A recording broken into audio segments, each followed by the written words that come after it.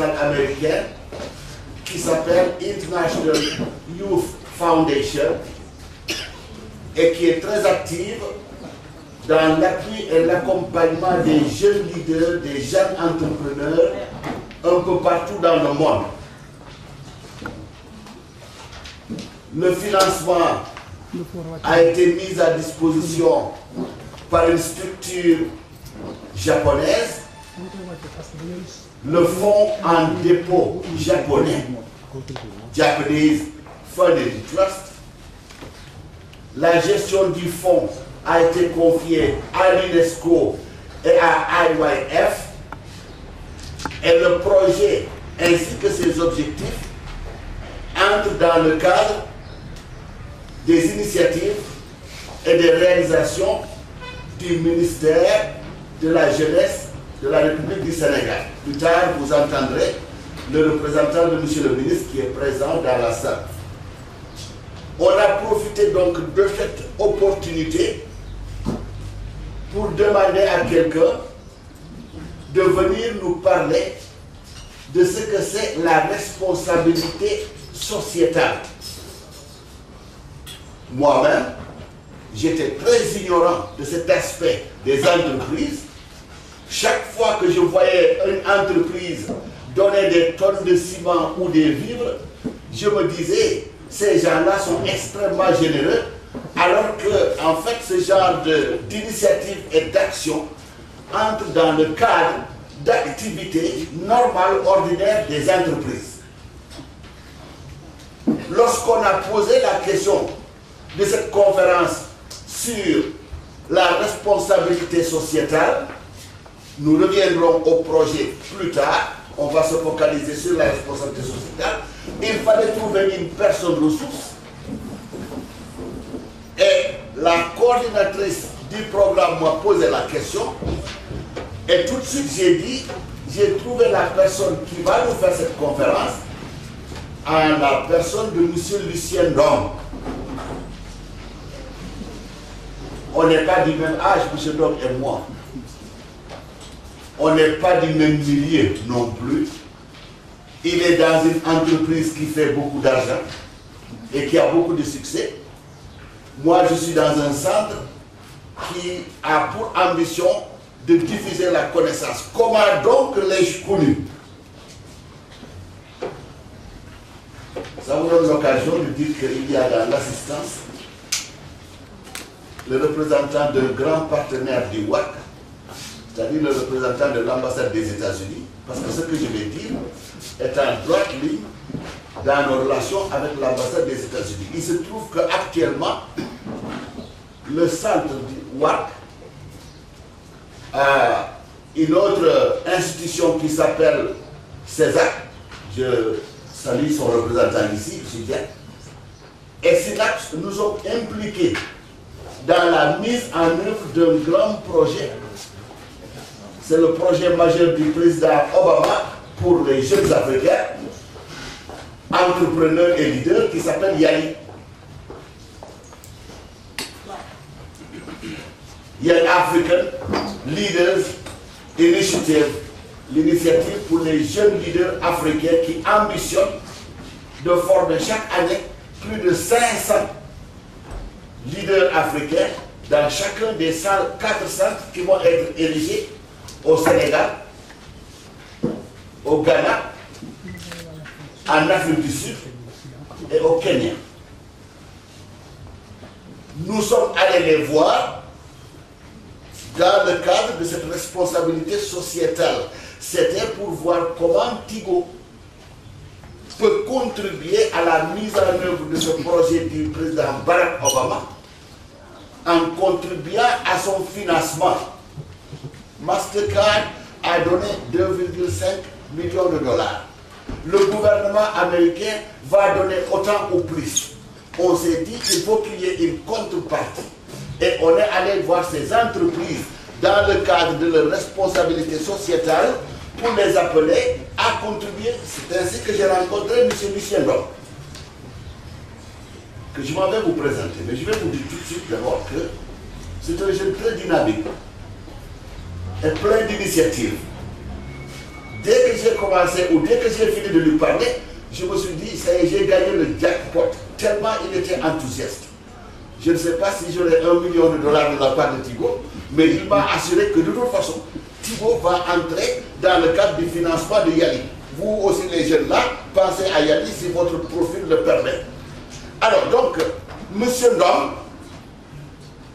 est le spécialiste de ces questions-là au niveau de Tigo.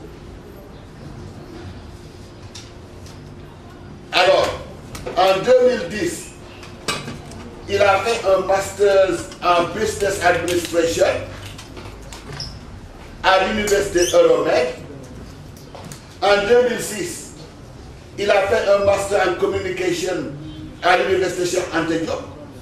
En 1997, il a eu un bachelor en documentation à l'Université Cheikh Anta Diop.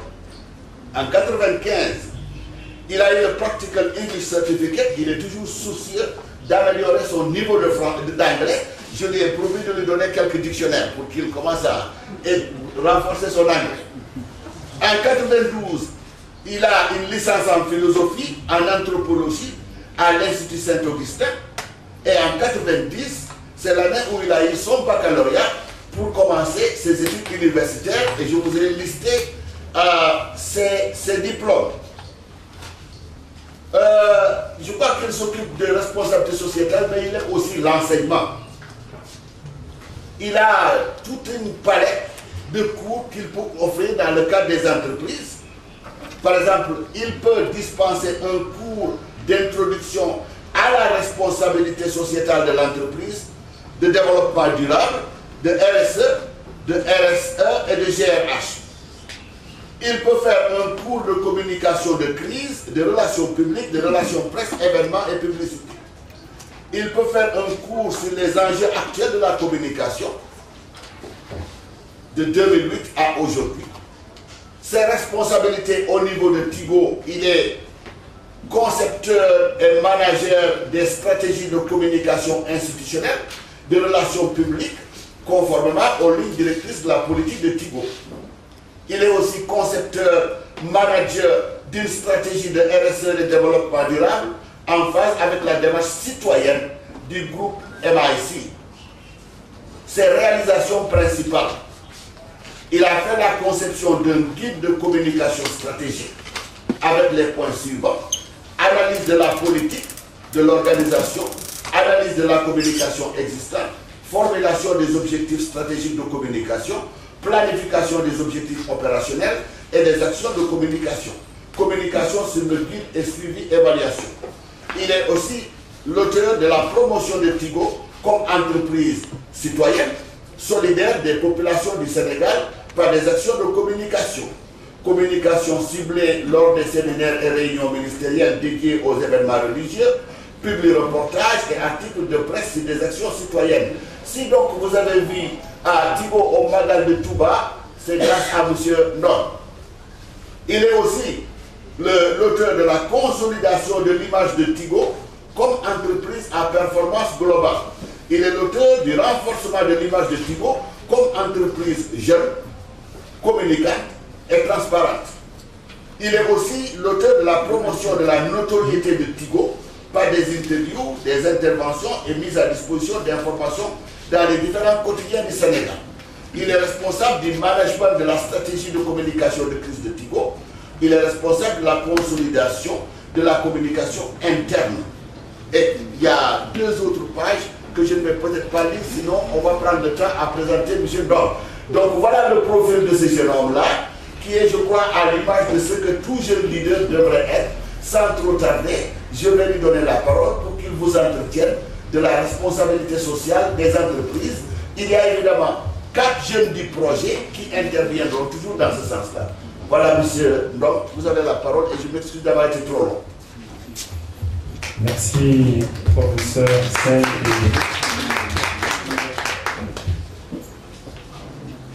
et directeur du WAR. Je dois dire qu'en écoutant tout de suite le témoignage du professeur Sen sur moi, sur ce que j'ai fait, je me dis il est en train de me jeter trop de fleurs. Parce que bon, la vérité c'est que c'est vrai que nous sommes amenés l'une ou l'autre fois à écrire un CV, mais la vérité c'est que dans le cadre d'une entreprise, c'est un effort collectif pour parvenir à la réalisation des objectifs. Et c'est ça qui fait que nous devons rester présents. Il a dit, je le connaissais de très loin avant, parce que l'une ou l'autre fois, j'ai vu à la télé en train de dire des choses très utiles et très pertinentes sur le Sénégal. Il faut dire aussi que dans les années 2000, je venais souvent au voir pour consolider mon petit anglais. Par la suite, je suis allé travailler à Tigo de l'autre côté de la ville, et c'est ça qui a fait que finalement, je ne suis plus venu. Il m'a demandé de parler du concept de responsabilité sociétale à l'entreprise. J'ai dit oui. J'ai dû faire aussi un petit arbitrage parce que je ne savais pas trop à qui je vais parler. Dans un premier temps, on m'a dit c'est des jeunes leaders. Et puis par la suite, on m'a dit que bon, en plus des jeunes leaders, il y aura aussi d'autres publics. Donc là, je me dis que certainement, il y en a qui ne connaissent rien de la responsabilité sociétale de l'entreprise. Par contre, il y en a qui certainement sont très imprégnés du concept. Donc l'arbitrage que j'ai eu à faire, c'est que je me suis dit dans un premier temps, pour permettre aux uns aux autres de mieux s'imprégner du concept, ce serait bien de parler dans un premier temps de l'historique de la responsabilité sociétale de l'entreprise. Et une fois qu'on aura parlé de l'historique, il faudra parler de la responsabilité sociétale d'entreprise en tant que déclinaison du développement durable. Parce que la vérité, c'est que la responsabilité sociétale d'entreprise, c'est le développement durable en entreprise. Et dans ce sillage, on va voir comment la responsabilité sociétale d'entreprise est en prolongement du développement durable dans 3 piliers essentiels qui sont le pilier environnemental, le pilier social et puis le pilier économique du développement durable. Pour en venir à l'historique, ce que nous devons savoir, c'est que on n'a pas toujours parlé de responsabilité sociétale d'entreprise. Dans un premier temps, plus précisément dans les années 70, on parlait d'éco-développement. Et c'est par la suite que, donc de 70 jusqu'aux années 80, qu'on a délaissé l'éco-développement pour parler de développement durable. Et le concept de responsabilité sociétale d'entreprise interviendra à la fin des années 90 et au début des années 2000. Donc ça veut dire qu'on est parti d'éco-développement, on est arrivé à développement durable et on a abouti à responsabilité sociétale d'entreprise. À ce niveau aussi, les acteurs ont soit changé ou bien se sont accumulés. Tant qu'on parlait d'éco-développement, les acteurs, c'était les scientifiques et les ONG. Ils sont restés pour tout ce qui est développement durable. Mais quand on est arrivé au développement durable, au concept de développement durable, en plus des acteurs scientifiques et ONG, les acteurs de ce nouveau concept sont devenus les gouvernements et les nations. Et quand on est arrivé au concept de responsabilité sociétale d'entreprise, en plus des scientifiques, des ONG, des gouvernements et des nations, on a inclus les entreprises et les consommateurs.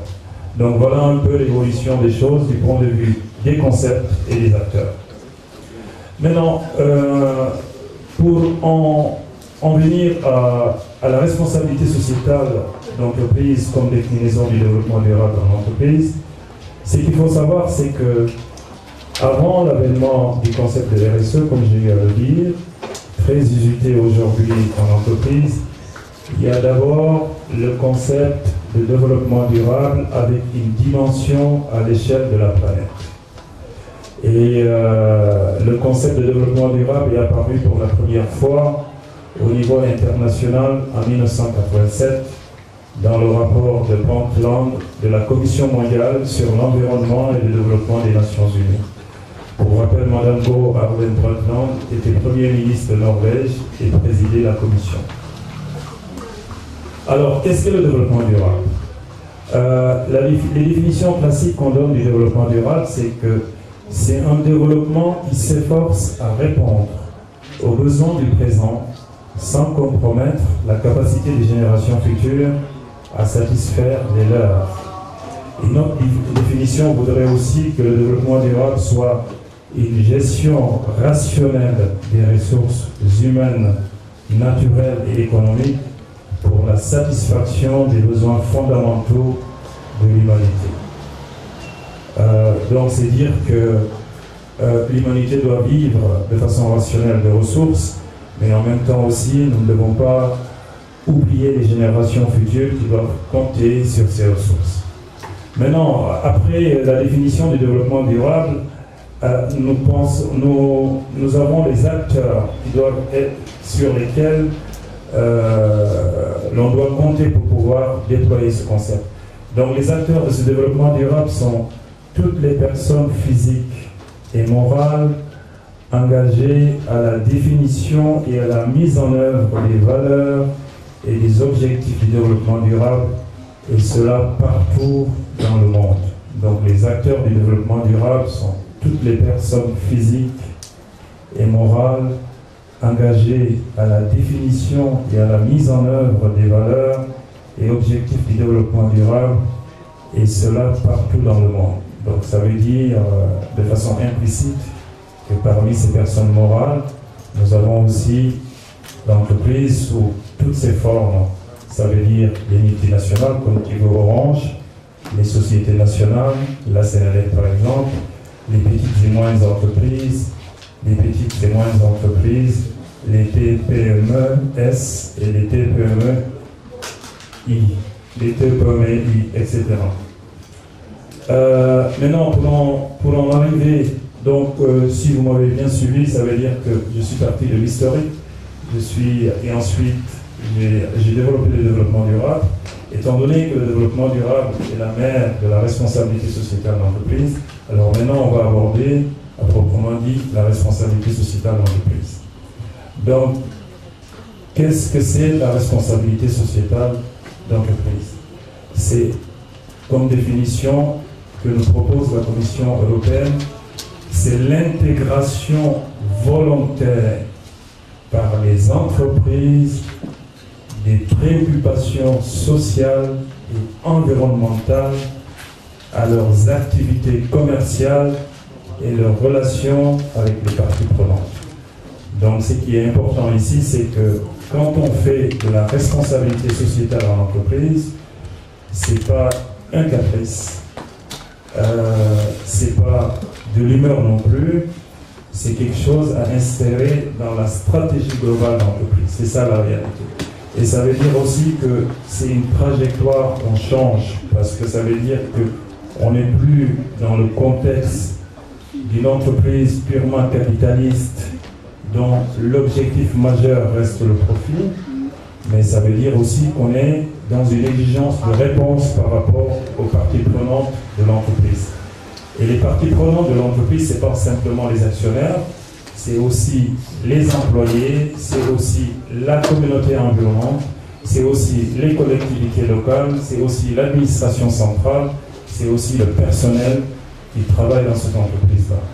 Et notre définition de la responsabilité sociétale d'entreprise, qui a été donnée par le World Business Council for Sustainable Development, c'est la contribution des entreprises au développement économique durable, travaillant avec les employés, leurs familles, la communauté locale et la société au sens large pour améliorer leur qualité de vie. Donc je répète, le World Business Council for Sustainable Development définit la responsabilité sociétale de l'entreprise comme une contribution des entreprises au développement économique durable, travaillant avec les employés, leurs familles, la communauté locale et la société au sens large pour améliorer leur qualité de vie. Maintenant, j'ai parlé tantôt du fait que, étant donné que la responsabilité sociétale de l'entreprise est une déclinaison du développement durable, alors nous allons voir les trois piliers qui sont un espace de déclinaison de la responsabilité sociétale de l'entreprise par rapport au développement durable. Le premier pilier est le pilier environnemental. Donc le pilier environnemental du développement durable qui est pris en charge dans l'entreprise. Et en ce moment, ça devient un pilier de responsabilité sociétale d'entreprise qui est lié à l'environnement. Dans un premier temps, il y a un diagnostic qui est fait. Donc, les entreprises, par leurs activités, ont un impact environnemental considérable. Et ça, je pense que les uns et les autres, nous le savons. C'est quoi, par exemple? C'est le prélèvement de ressources de toutes sortes, c'est l'occupation de l'espace, c'est la consommation des matières premières, le cas, par exemple, des industries de transformation, c'est aussi la consommation d'énergie, gaz, électricité, c'est l'utilisation de l'espace, c'est le rejet aussi dans l'environnement. Et ces rejets, nous allons le voir, c'est le rejet des substances nocives et polluantes dans les océans et les cours d'eau. Par exemple, pour le cas du Sénégal, nous pouvons citer la baie de Han, avec tout ce qui est déversé dans cette baie. Vous avez aussi le rejet de gaz polluants ou à effet de serre dans l'air. Vous avez aussi le rejet des matières polluantes et dangereuses dans la nature. Vous avez aussi la consommation excessive de ressources naturelles avec comme conséquence déforestation, extinction d'espèces animales ou végétales et l'épuisement des ressources. Parce que nous pouvons avoir l'illusion que les ressources ne peuvent pas s'épuiser sur notre planète, mais ce n'est pas le cas. Il y a des études qui ont été faites et aujourd'hui, il y a des conclusions qui disent qu'il y a certaines ressources, si nous les hommes ne faisons pas attention, à un moment donné, ces ressources qui sont utiles à la vie de l'homme ne vont plus exister. Okay.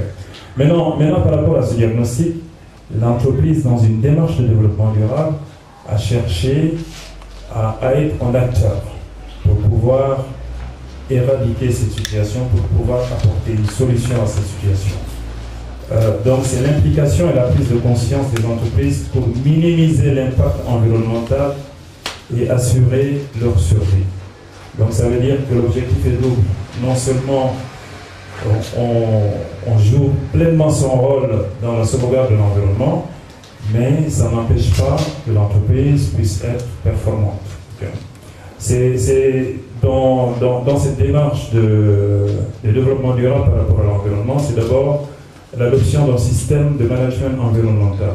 Et ce système de management environnemental s'articule comme suit. C'est une démarche volontaire de gestion, d'organisation et de fonctionnement de l'entreprise, intégrant à chaque étape de son activité son impact environnemental. Ça veut dire quoi concrètement? Ça veut dire que, étant donné que l'entreprise, dans la gestion du business, a des activités, ça dépend des entreprises, ça veut dire que lorsqu'on déplace les activités, on fait attention, on met en place des procédés pour que dans la relation avec l'environnement, qu'on ne soit pas une entreprise qui dégrade l'environnement. Et on vous dit que vous avez plusieurs approches. Ça peut être par exemple, dans cette gestion de l'environnement, ça peut être l'approche site. Et en ce moment, il s'agira de mettre en place un outil de gestion de toutes les activités du site. Et parmi ces outils de gestion, vous avez par exemple la norme ISO 14001 de l'AFNOR, qui est un outil d'amélioration continue de gestion, d'organisation et de communication. Vous avez aussi, au-delà de l'approche site, vous avez aussi l'approche produit. Ça veut dire qu'on prend en compte l'impact environnemental des produits à chaque étape de son cycle. Ça veut dire de la conception jusqu'au recyclage. Et c'est ce qu'on appelle l'éco-conception. Et dans les détails, ça veut dire quoi? Ça veut dire évaluation de l'impact environnemental des futurs produits avec choix de son profil environnemental. Ça veut dire aussi l'identification de ces impacts environnementaux.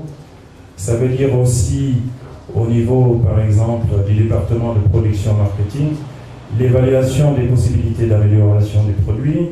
Ça veut dire aussi l'action de façon optimale sur les impacts environnementaux. Ça veut dire aussi que dans la fabrication du produit, on cherche à économiser les matières premières, ça peut être l'eau, l'énergie. Ça veut dire aussi que dans la fabrication du produit, on cherchera à utiliser les écomatériaux. Ça veut dire aussi que dans la fabrication du produit, on fera de telle sorte à ne pas transformer ou à dégrader le milieu naturel et le cadre de vie. Ça veut dire aussi la réduction des gaz à effet de serre, l'impact sur la couche d'ozone, la toxicité, l'acidification de l'air, le volume et le poids des emballages, l'eutrophisation de l'eau, les bruits intérieurs et extérieurs, la production des déchets, les déplacements, l'usage de moyens de transport propres. Donc tout ça lié à la fabrication du produit.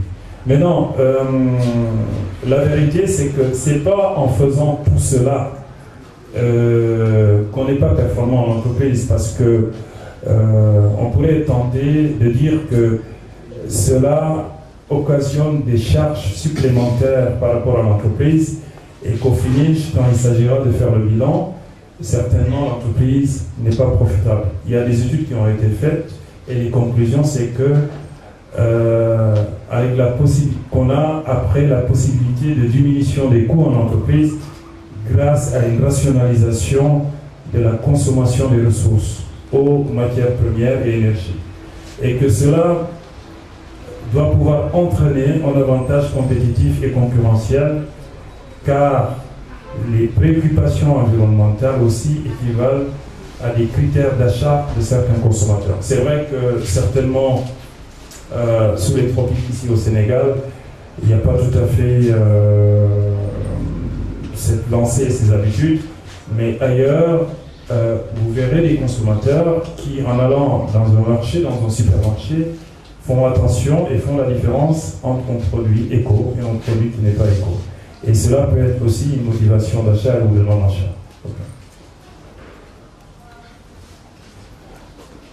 Maintenant, une fois qu'on a vu le pilier environnemental qui a été pris en charge par l'entreprise dans le cadre de la démarche sociétale, on verra là le pilier social. Donc d'abord pilier environnemental, maintenant pilier social du développement durable qui est pris en charge par l'entreprise. Et là, on parle d'un diagnostic, c'est-à-dire pour l'effectivité de ces activités, l'entreprise, une entreprise classique, loue les services d'hommes et femmes. C'est quoi? C'est la gestion des compétences, la gestion des formations, les conditions de travail et de vie en entreprise,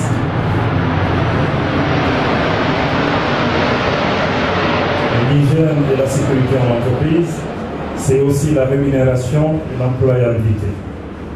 Maintenant, quand on est réellement dans une démarche sociétale, ça veut dire aussi que par rapport à tout cela, on ne peut pas faire comme une entreprise classique. Donc on devient une entreprise citoyenne et on adopte une démarche de développement durable dans la gestion de la politique sociale.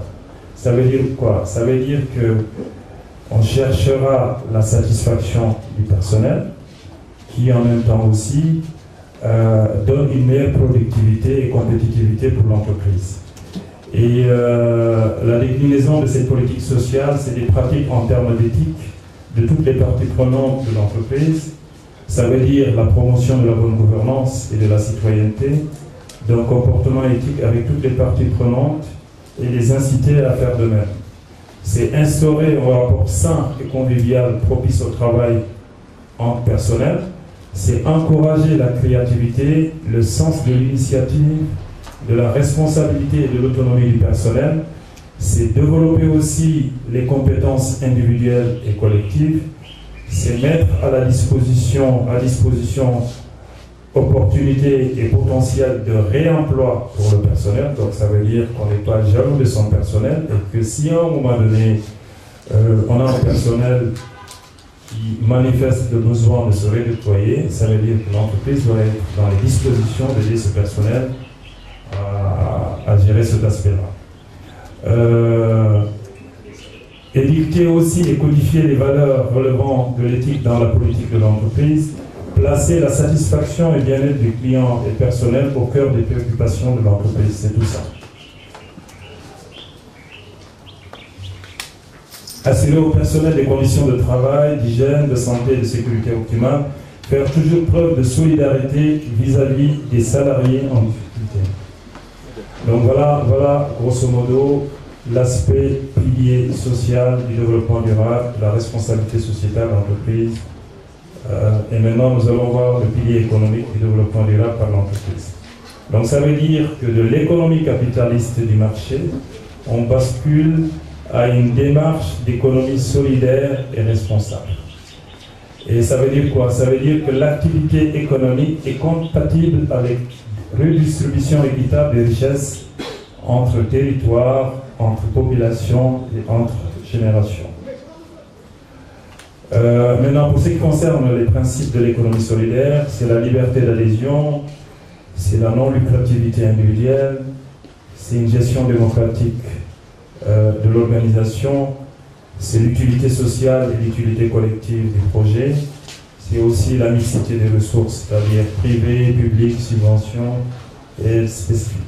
C'est aussi la pérennité d'emplois créés, ce qui est tout à fait différent d'une entreprise, d'une organisation capitaliste qui, pour certaines raisons, peut être amenée à supprimer des emplois. C'est des situations qu'on voit un peu partout dans le monde. C'est la primauté aussi de la personne sur le profit. Ça veut dire que c'est la personne, le personnel, qui est le centre névralgique de l'entreprise et non le profit. C'est aussi de la coopération, de l'échange et de la solidarité. Et par rapport à ce pilier, une des divinités humaines de la stratégie pense que, en adoptant cette démarche du point de vue économique, l'entreprise y gagne forcément et est performante. Parce que quand on ajoute les pressions environnementales, en plus des investissements verts, l'expérience a montré que l'entreprise peut être compétitive. Il y a aussi une logique vertueuse avec minimisation des ressources utilisées. Donc cette divinité en termes de stratégie, c'est Michael Porter. Donc il dit la logique vertueuse avec minimisation des ressources utilisées et contaminants rejetés pour l'amélioration de l'efficacité des procédés. Et que les résultats de tout ça, c'est l'économie des matières et d'énergie, c'est la réduction des coûts des traitements des contaminants, des frais d'enfouissement des déchets, l'amélioration de l'image de l'entreprise, l'amélioration des procédés et puis les innovations technologiques.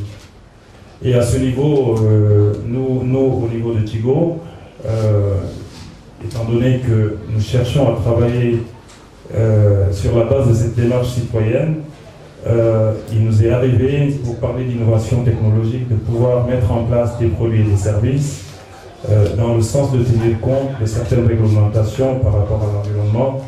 Et non seulement cela nous a permis de faire plus que le concurrent, mais nous nous sommes rendus compte aussi que le client qui est en face a apprécié. Je vous remercie pour votre attention et reste disponible pour la suite. Merci. Voilà, merci John, merci beaucoup de cet éclairage. Je voudrais rappeler au public que les photos que vous voyez autour de vous, c'est les photos de ces jeunes qui ont été bénéficiaires de ce projet-là. Vous avez leurs photos, leur nom et le nom de la structure à laquelle ils appartiennent. En fait, après Monsieur Ndom, on va donner la parole à certains d'entre eux. D'autres sont là, ils sont au total 16. Ils auront l'occasion de prendre la parole. Donc, on va leur donner la parole, mes chers amis. Ça va être vraiment très court, hein, le temps que vous vous présentiez, et que peut-être M. Ndion réagisse par rapport à votre présentation. Et après, on va passer à la deuxième partie. Mais on donnera l'occasion aussi aux autres boursiers de pouvoir se lever et de se présenter. Vous avez donc la parole. Allez-y.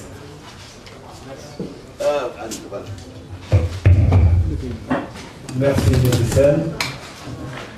Bonjour au public qui est venu prendre part à cette rencontre d'échange et de partage.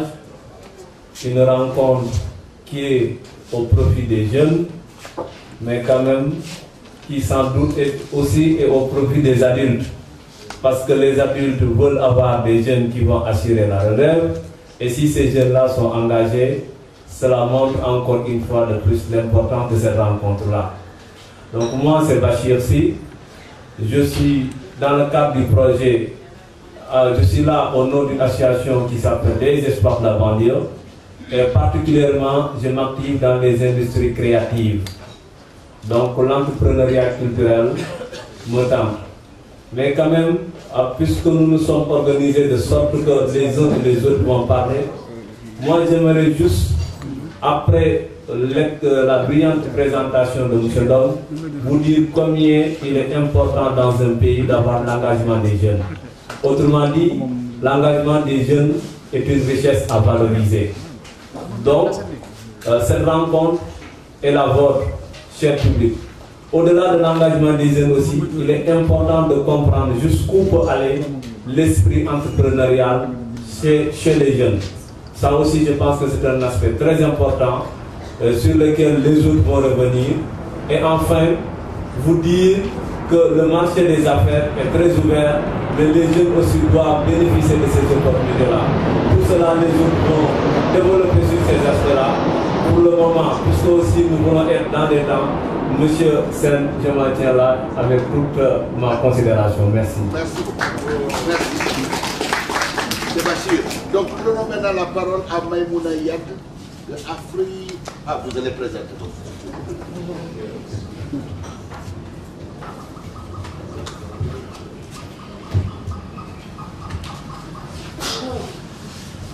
Merci. Merci Serge Invité. Merci Monsieur le modérateur. Merci Monsieur Lom pour votre brillante exposé. Je pense que nous avons fait beaucoup de recherches par rapport à la définition et les implications donc, de la RSE. Et je pense que nous en avons aujourd'hui assez entendu par rapport en tout cas à cette définition de la RSE et nous sommes beaucoup plus imprégnés de la notion. Merci beaucoup. J'aimerais à l'entente de mon propos adresser nos vives salutations à l'endroit de cet auditoire, à l'endroit des organisateurs du projet GES et aussi à l'endroit des boursiers vous-même et surtout des invités. Merci beaucoup aux formateurs, merci aux organisateurs. Je sais que nous ne pouvons pas en tout cas aller dans une approche purement théorique. Je pense que ce que nous pouvons faire en tant que jeunes et en tant que boursiers, c'est de donner nos impressions par rapport à ce projet.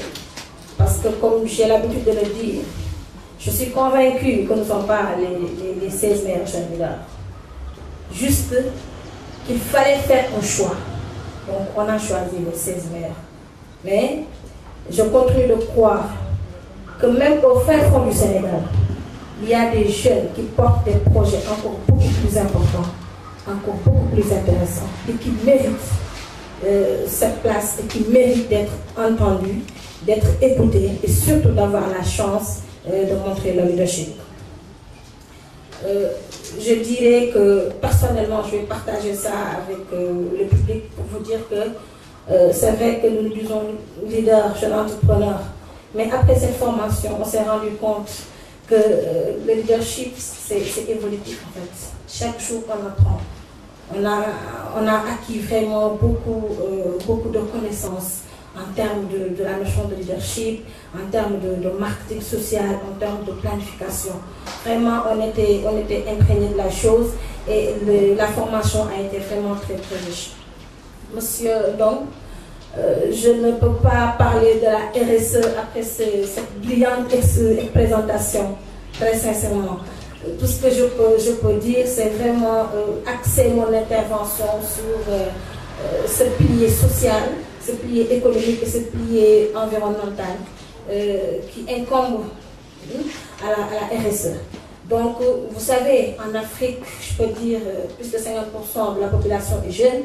Donc, je pense que il n'y a pas meilleur indicateur, mais il n'y a pas meilleure cible en termes de responsabilité sociale que la jeunesse. Et vous venez quand même de le certifier. Donc, je dirais que le projet GES a rassemblé tout un groupe de jeunes intervenant dans plusieurs domaines d'intervention, avec des compétences vraiment diverses. Parce que moi, j'évolue par exemple dans la promotion du genre, la promotion de la jeune fille. Il y en a qui interviennent bien sûr dans la promotion de la protection de l'enfance. Il y en a qui interviennent donc dans la promotion de la protection des groupes vulnérables, des handicapés et autres. Et je vous dis donc que ce groupe-là que nous formons est un groupe quand même qui regroupe beaucoup de, je dirais, je ne sais pas comment, je suis très émue, beaucoup de ressources humaines. Donc, je dirais en fait que le réseau que nous avons eu à former, parce que c'est un réseautage qui est très important, j'ai vu le siège, je demande juste pour dire que nous voulons insister sur l'intérêt des entreprises sénégalaises à accorder une importance particulière par rapport au financement des projets des jeunes, c'est important. Donc nous portons beaucoup de projets environnement, TIC, genre, et c'est très important quand même de pouvoir mettre le focus sur la promotion de la jeunesse. Merci beaucoup. Merci. Alors, nous ne sommes pas en retard, nous sommes dans les temps. Je crois que je vais en profiter avant qu'on ne passe la seconde partie de la cérémonie avec les différents officiels qui vont parler. Autant en profiter pour présenter tous les... Comment vous appelez? Les jetsis ou quoi? Il faut que vous ayez un nom. Ça c'est de l'anglais, on vient de la francophonie là. Réfléchissez encore. Soit c'est les jetsistes ou les jetiens. Réfléchissez, je ne sais pas comment vous appelez, vous allez me dire. Donc on continue avec ceux qui sont à la table. Après peut-être il y aura des questions, mais on va terminer avec ceux qui sont là pour qu'ils se présentent. J'insiste pour que vous nous disiez votre nom. Si vous avez une spécialité, vous le dites. Si vous êtes dans une structure, vous nous le dites. Et vous nous dites où se trouve cette structure-là. Madame, on ne sait pas dans quel pays vous êtes. Voilà, donc je crois que c'est des informations utiles comme ça dont on a besoin. Très rapidement, on passe donc à celle-ci. Ça doit être Neymar Secteur. Oui, c'est ça. Voilà, allez-y.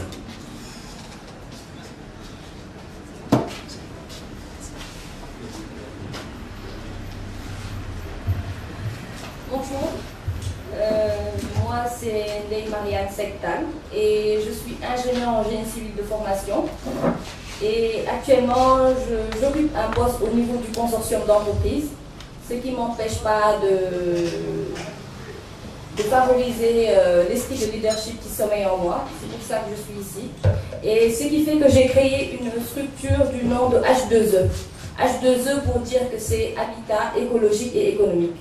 Donc j'ai été sélectionnée pour le programme JETS et j'ai eu à partager des moments forts avec 15 autres boursiers concernant des sujets très importants pour un entrepreneur social. Donc je peux dire que nous avons eu à faire un cours sur le leadership qui est la base, la principale base de l'entrepreneuriat.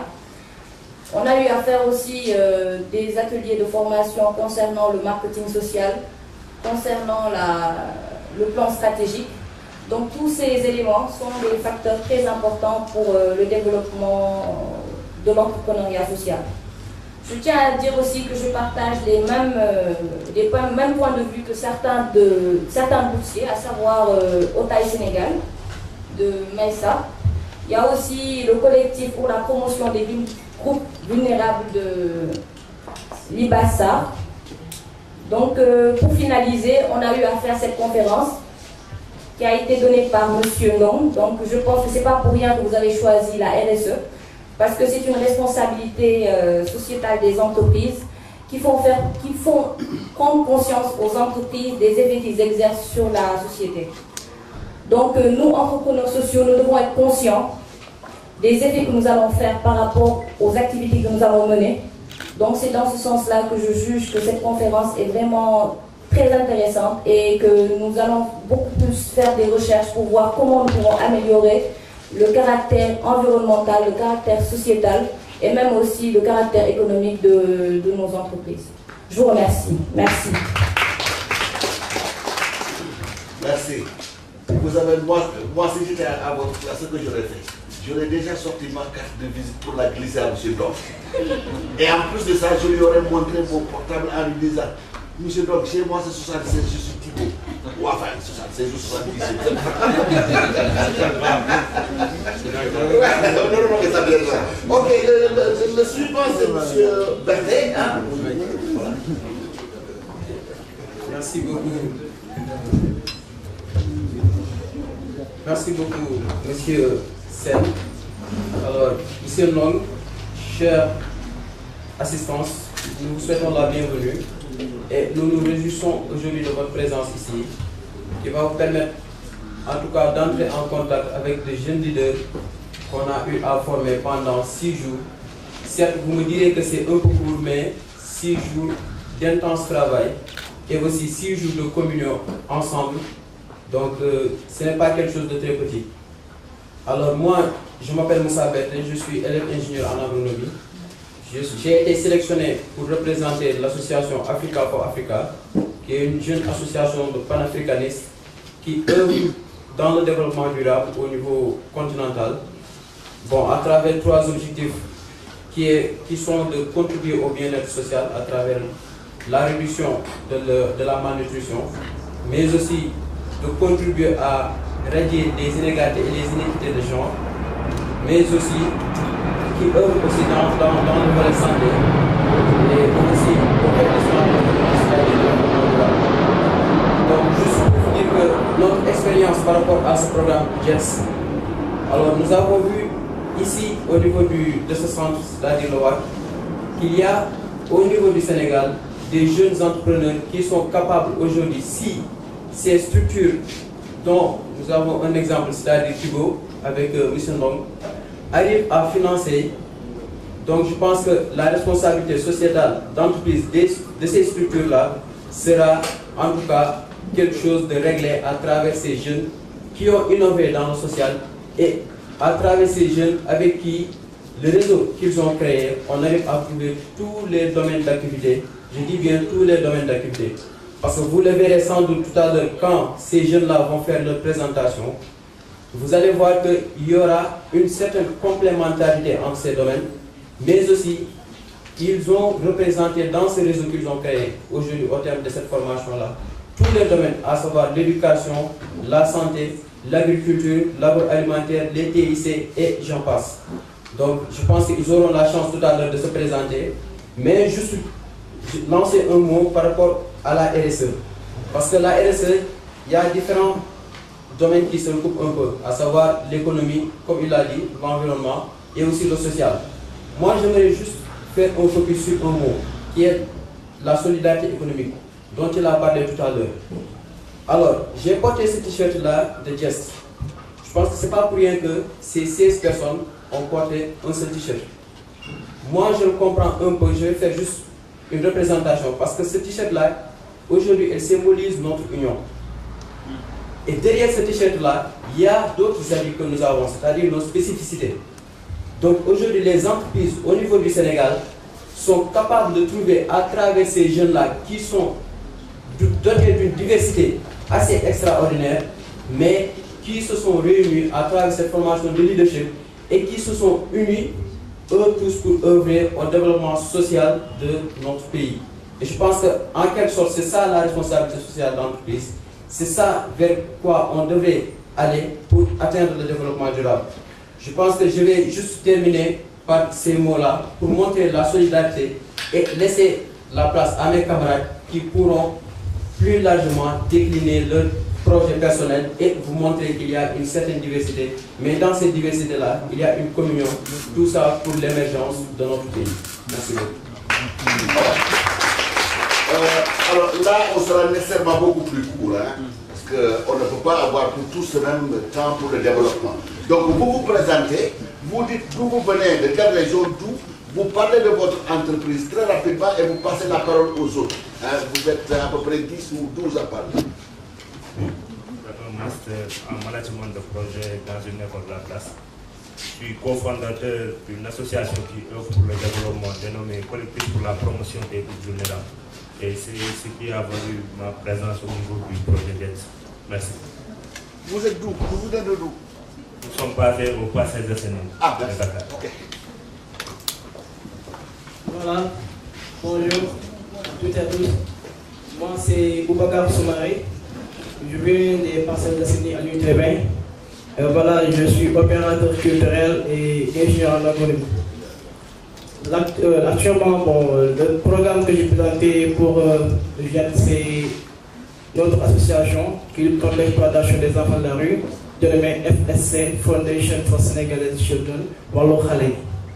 Donc le but de cette association, c'est de construire un centre d'accueil et de réinsertion des enfants de la rue qui va tourner autour de 4 volets: la réinsertion, l'éducation, la formation et enfin la spécialisation.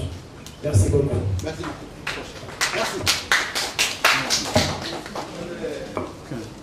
Bonjour, je m'appelle Elahaj Baboudarami, je viens de la Mérina, je suis entrepreneur social et je suis président fondateur de l'Alliance des jeunes pour la sécurité routière. C'est une alliance d'associations des jeunes qui se regroupent pour lutter contre l'insécurité routière. Merci, je vous remercie. Bonjour, moi je m'appelle Mamadou Camara.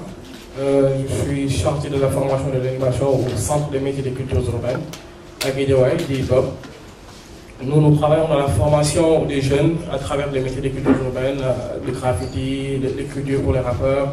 On diversifie, on est aussi dans l'audiovisuel, avec des formations en vidéo, en photo, en graphisme bien sûr, mais aussi en management et gestion des projets culturels en général. Merci beaucoup. On a aussi un aspect qui tourne autour de la réinsertion des jeunes, avec les jeunes délinquants, entre guillemets, parce que la banlieue aussi, c'est un lieu où vraiment la délinquance se propage beaucoup. Et aussi, on a un aspect environnemental avec des projets où on travaille l'Union européenne et social et avec l'engagement civique dont nous représentons. Merci beaucoup. Est-ce que vous savez que vous avez un projet au WAC? Qui évolue dans la proposition de solutions web, mobile et SMS dans le domaine commercial, agricole, hôtellerie.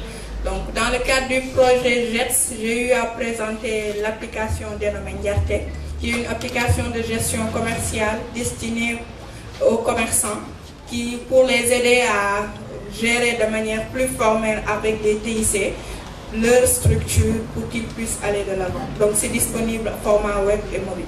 Merci beaucoup. Je m'appelle Fatou Song, je viens de Pikini Kotaf 3. Je suis là aujourd'hui pour représenter l'entreprise Seniam, dont je suis la cofondatrice et la présidente. Donc Seniam est une entreprise agroalimentaire qui promeut la consommation des produits locaux, l'auto-emploi des jeunes, l'entrepreneuriat féminin à travers l'agriculture, l'élevage et la transformation des fruits et légumes. Merci beaucoup. Bonjour à tous, je m'appelle Nicolas Simongo Anteni Lombo. Je suis de nationalité nigérienne, je suis informaticien de formation. Je suis créateur et chef d'entreprise TIC implanté au sein de l'université Cheikh Anta Diop, plus précisément au foyer de l'école vétérinaire. Je cible les étudiants et les élèves en les offrant des services TIC de qualité et de prix moins cher. Je vous remercie. Bonjour à toutes et à tous. Je m'appelle Wally Edouard Ndiaye. Je suis étudiant en médecine à la faculté de l'université Cheikh Anta Diop de Dakar. Je suis un entrepreneur social. J'ai obtenu le diplôme en entrepreneuriat social à l'université de Connecticut suite à un programme d'échange organisé par le département de l'art américain. Je suis venu dans ce programme JETS parce que je suis le fondateur et président de l'association Help the Street Children, aider les enfants de la rue, qui est siégée à la cité Djamalaï 2, qui compte 30 membres actifs, également plus de 30 sympathisants, et qui vient en aide aux enfants de la rue et aux enfants talibés âgés entre 5 et 17 ans, sur le plan de la santé, de l'éducation, de la formation professionnelle, de la survie et du bien-être, et sur le plan de la réinsertion sociale. Je vous remercie. Bonsoir, je suis Marie Toussane, je suis originaire de Richard-Toll et je suis porteur du projet Riz des Arts. Dès qu'on entend Riz des Arts, on voit déjà le riz qui apparaît, qui est actuellement, on dirait, l'actualité au Sénégal. Alors mon projet lutte contre les jeunes qui refusent de s'intégrer à la politique agricole. les jeunes qui veulent tous aller dans les grandes villes et laisser l'agriculture aux parents qui sont au village. En faisant quoi? En faisant quoi? Puisqu'ils s'intéressent tous aux applications, à l'informatique. Moi, je suis ingénieur en conception et développement. Donc, nous leur offrons des applications. Nous faisons une sensibilisation à travers des blogs, des sites web et des applications pour qu'ils s'intéressent plus à la riziculture. Nous offrons aussi une plateforme où nous regroupons l'ensemble des acteurs de la riziculture au Sénégal, et cela permettrait d'avoir une base de données complète, et cela permettrait d'avoir aussi des données pour l'État ainsi que d'autres organismes qui s'y intéressent. Merci beaucoup. Bonsoir, je m'appelle Maïssa Birmafal, je suis étudiant je suis un doctorat à l'université de Charles de Gaulle de Dakar. Je viens de Joal Fatick. Je suis ici dans le cadre de la formation JETS par le biais du groupe Otaï, qui se présente comme un pont entre la jeunesse du monde et la jeunesse sénégalaise pour la mise en place d'une plateforme d'échange d'expertise par laquelle nous avons l'ambition de développer des projets très ambitieux pour sortir de cette jeunesse de la précarité économique qu'elle vit actuellement au Sénégal. Merci. Bonjour, je m'appelle Marcel, je suis originaire de Diourbel, bien sûr un Baol. Je suis le coordonnateur du projet Indi Sénégal. Indi Sénégal, c'est un service d'information, voyageurs, localisation, orientation et des informations de proximité. Donc ça peut paraître un peu un board qui s'investit dans les services. Mais à partir de cette formation que nous avons faite, nous voudrons insérer, c'est-à-dire transformer la société, bien transformer nos parents board, de s'investir autre que dans le bâtiment ou bien dans ce qui est seulement le commerce, de faire du service, de permettre à avoir des emplois à tout le monde. Donc c'est ce que nous avions bénéficié de cette formation et on vous remercie beaucoup donc, de nous avoir permis d'avoir acquisitionné toutes ces informations. Je vous remercie. Merci. Je dois dire qu'il y en a un autre. On a tout le monde là. Il en reste. Il viendra. On va lui donner.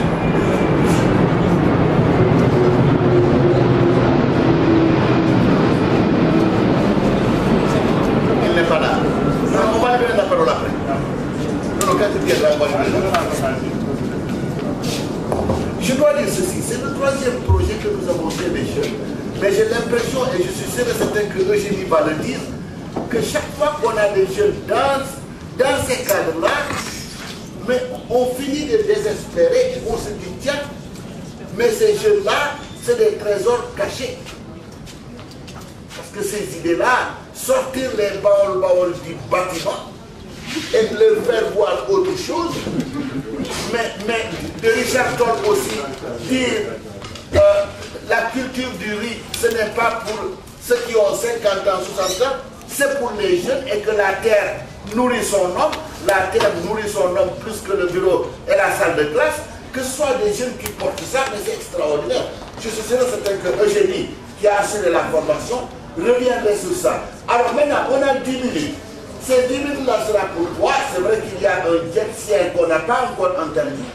Mais je me disais, si au niveau de l'assistance, il y a des questions pour ces jeunes boursiers, ou il y a des questions pour ce genre d'échange, s'il n'y a aucune question au niveau de l'assistance, je voudrais bien que M. Brown réagisse par rapport à la manière dont les stagiaires se sont présentés. C'est important ça. Se présenter devant un grand boss qui a des milliards, des millions et des millions à donner. Comment vous allez vous y prendre pour qu'en 2 minutes ou en 1 minute, vous le convainquiez avec un discours qui tient? C'est extrêmement important. Hein? Alors, s'il y a des questions par rapport à l'assistance, sinon M. Dom va peut-être commenter. Oui, il y a une main qui se lève là-bas. Voilà le... C'est pas tout est pas perdu.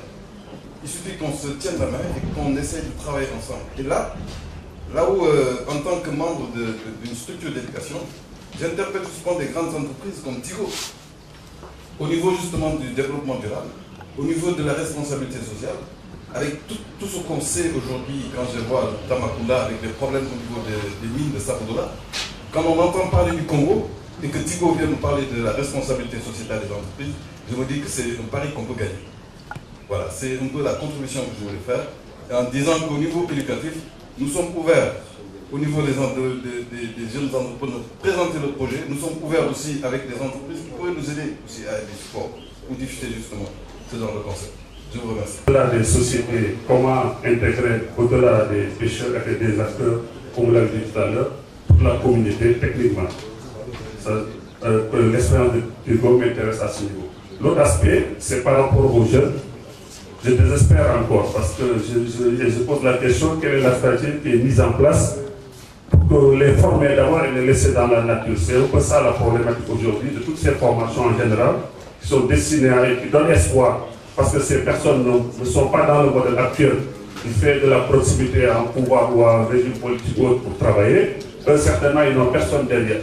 On les forme, on va les laisser dans la nature. J'aimerais bien savoir, si ce n'est pas le cas, quelle est la stratégie qui est mise en place pour les aider à structurer tout le projet et à devenir de vrais acteurs sociaux et des développeurs. Voilà, je vous remercie.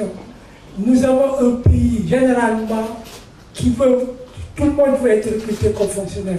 Or, les entreprises ont un rôle à jouer de plus en plus et vraiment j'encourage les jeunes à créer des entreprises, même à recruter des jeunes parce que nous avons le problème numéro 1 du Sénégal. Un des problèmes numéro 1 du Sénégal, c'est le chômage des jeunes.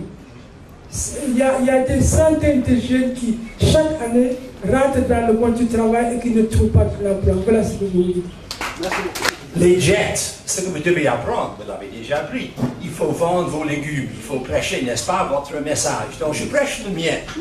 Vous avez des rêves, vous avez des ambitions, vous avez des espoirs. Je vous félicite, n'est-ce pas? Vous avez des très belles idées. Mais à un moment donné, il va falloir évaluer vos idées, vos ambitions et vos espoirs. Est-ce que vraiment ça se passe comme vous le souhaitez? Est-ce que vous avez des leçons à tirer?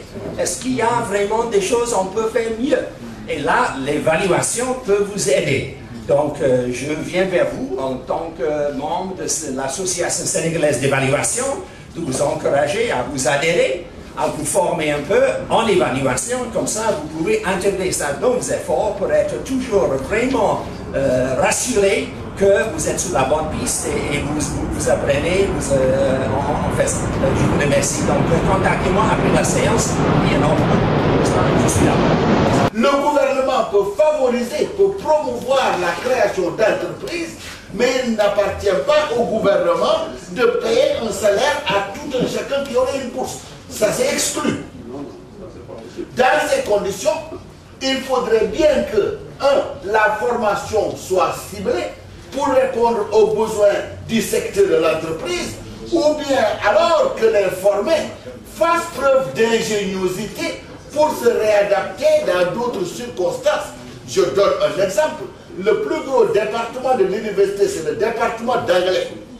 Les étudiants pullulent comme des mouches. Mais tous ces gens-là qui auront leur licence ne pourront pas être tous des professeurs d'anglais. Il va falloir qu'ils se réinventent des vocations. Ils n'ont qu'à aller voir la dame de Richard Toll pour qu'ils sachent qu'en cultivant le riz et en se faisant des millions avec le riz, ils parviennent à nous nourrir. Et je termine sur ça. Il y a quelqu'un qui a posé une question qui dit le riz produit en Asie va coûter de toute façon moins cher. Minute, il faut qu'on réfléchisse. Le riz cultivé en Asie, si on l'achète, de toute façon, nos CFA convertis en dollars vont aller dans les banques asiatiques. Si le riz sénégalais est un temps soit peu plus cher, mais l'argent qu'on va dépasser pour l'acheter, dans la poche de qui ça va tomber? Les paysans sénégalais, de toute façon. Donc il vaudrait mieux qu'on développe notre vie. Voilà, M. Dom. Merci. Merci. Je pense que j'ai deux choses à faire. C'est à lui répondre très rapidement aux questions et puis donner mon appréciation aussi par rapport aux présentations des jeunes leaders. Les questions et les contributions qui ont été faites dans un premier temps, il y a M. Kenom du cours Sainte-Marie, qui est mon ancienne école aussi, j'ai eu mon bac au cours Sainte-Marie,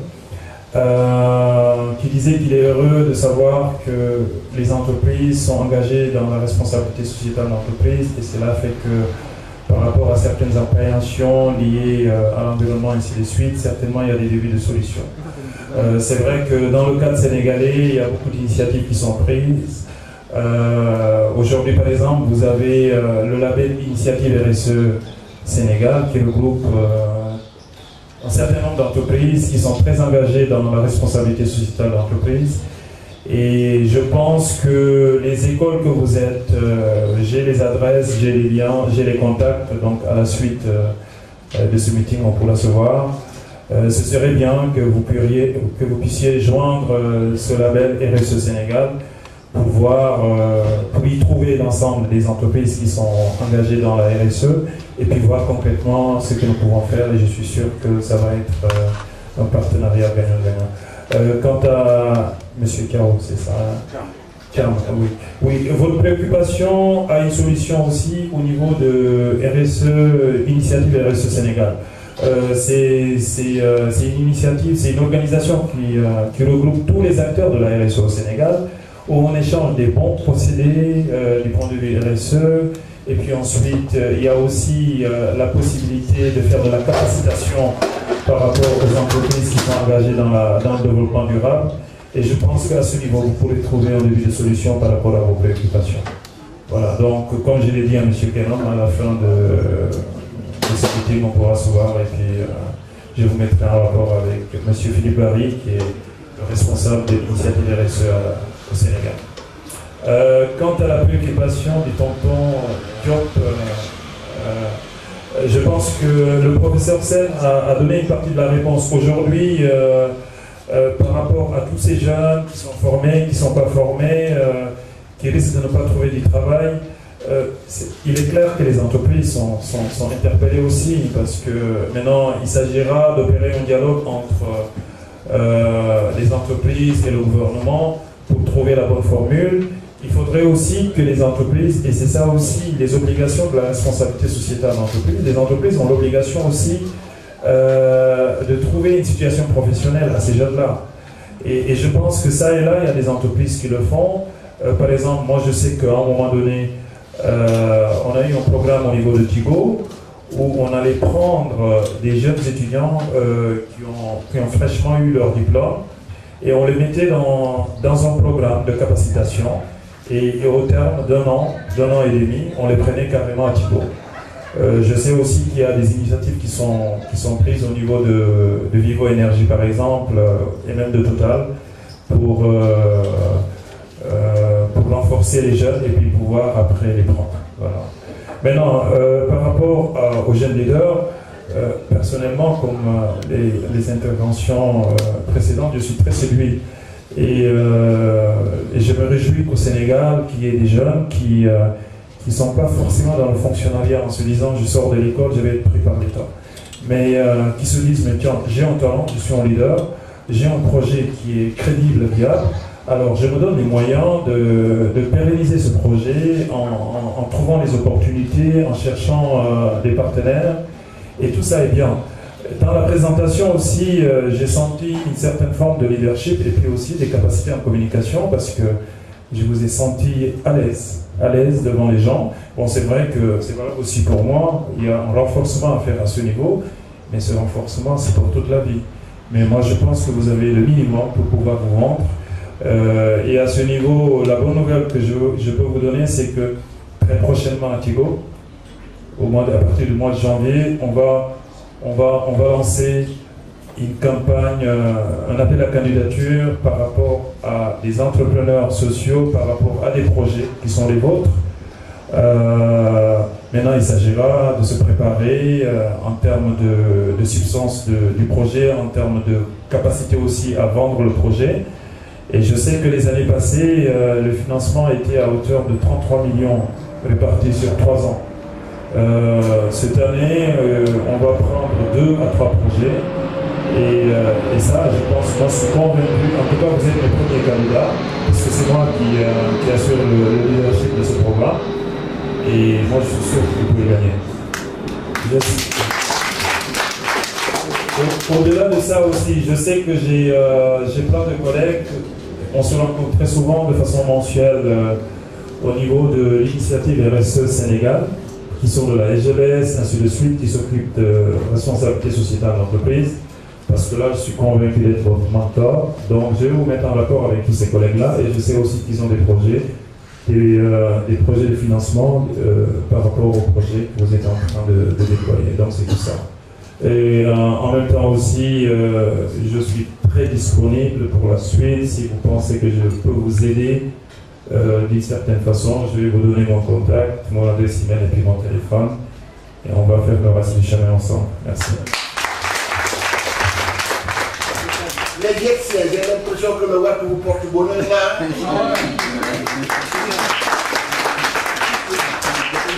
y a une question qui s'adresse à nous.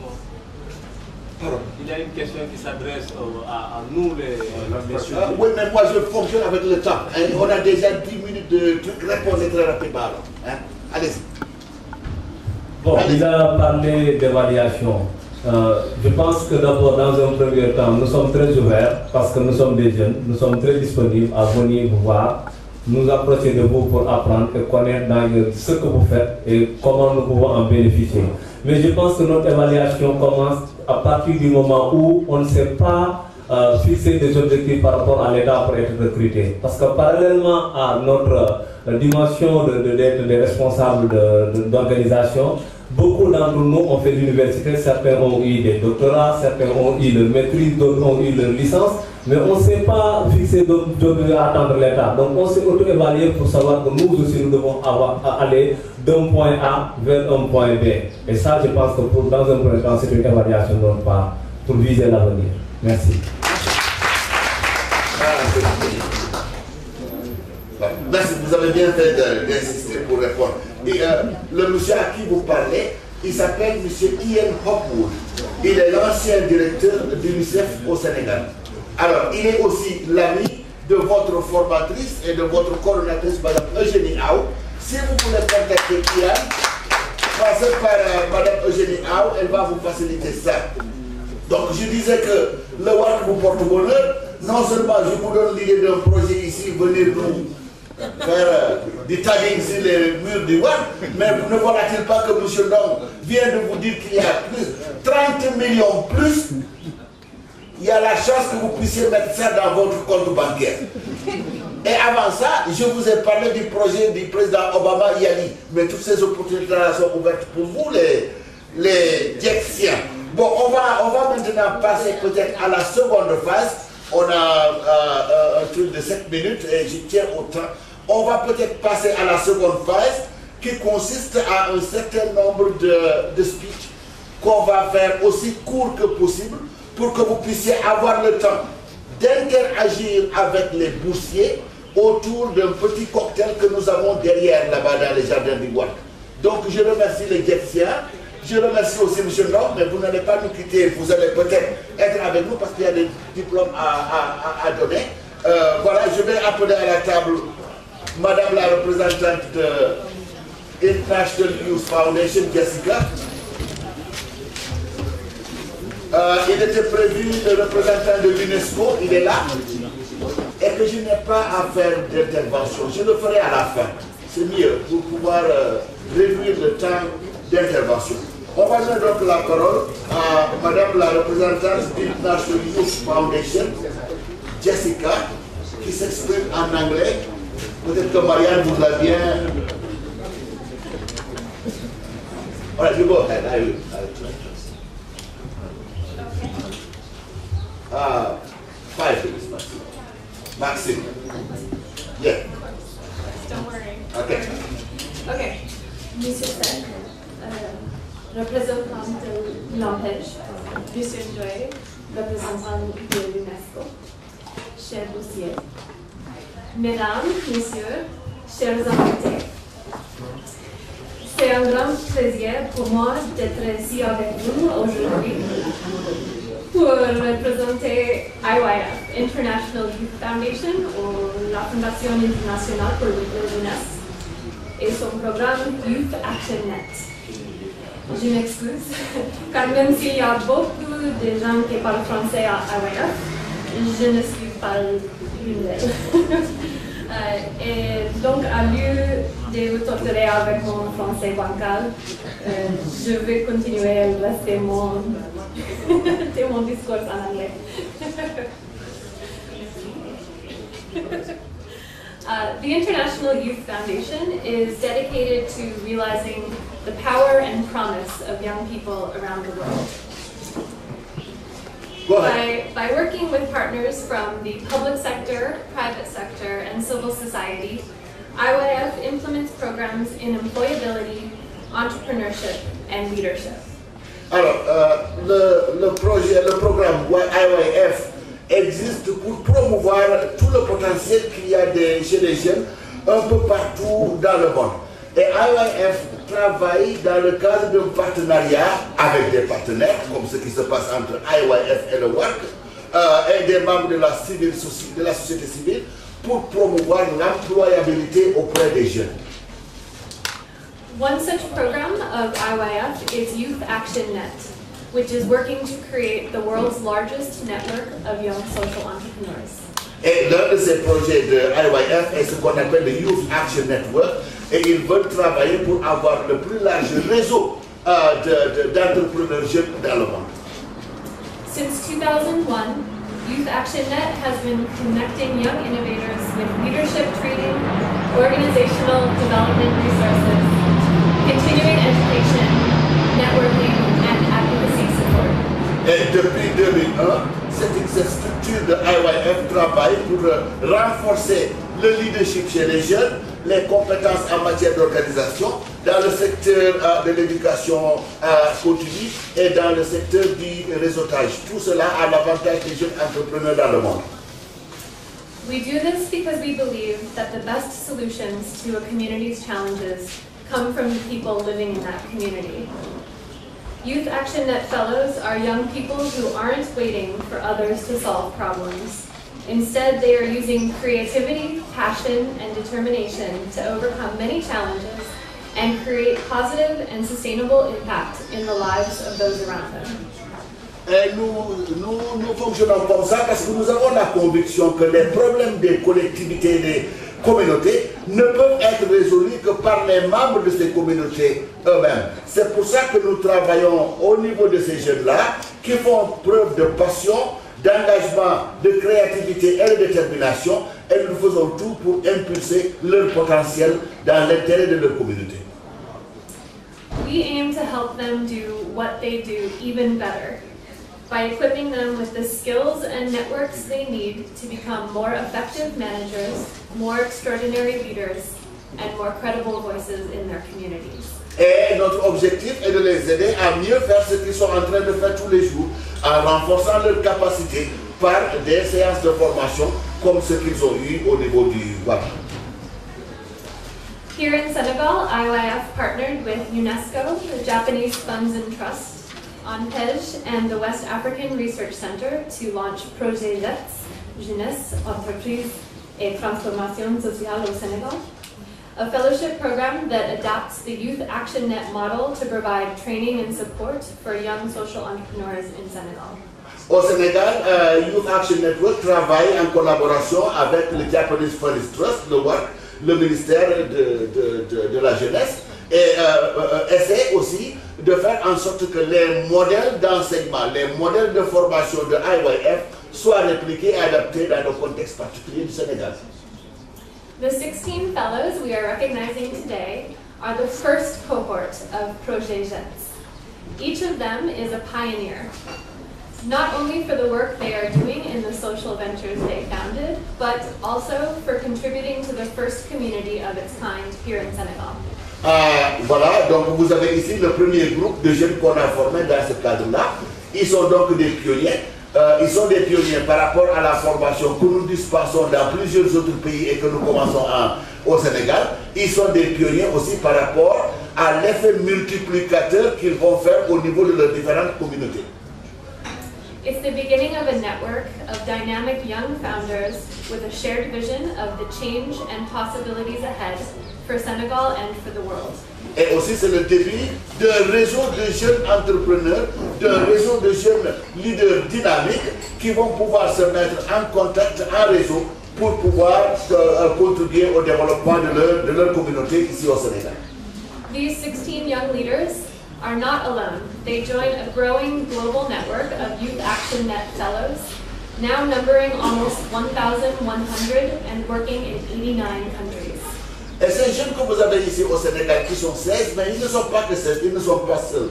Ils vont rejoindre le réseau des jeunes de IYF, International Youth Foundation, et à l'heure où je vous parle, il y en a au moins 1100 dans le monde entier, et ils vont rejoindre ce réseau-là de jeunes leaders et de jeunes entrepreneurs dynamiques dans le monde entier. The JETS Fellows are also not alone because they have the support of people like those who are here today.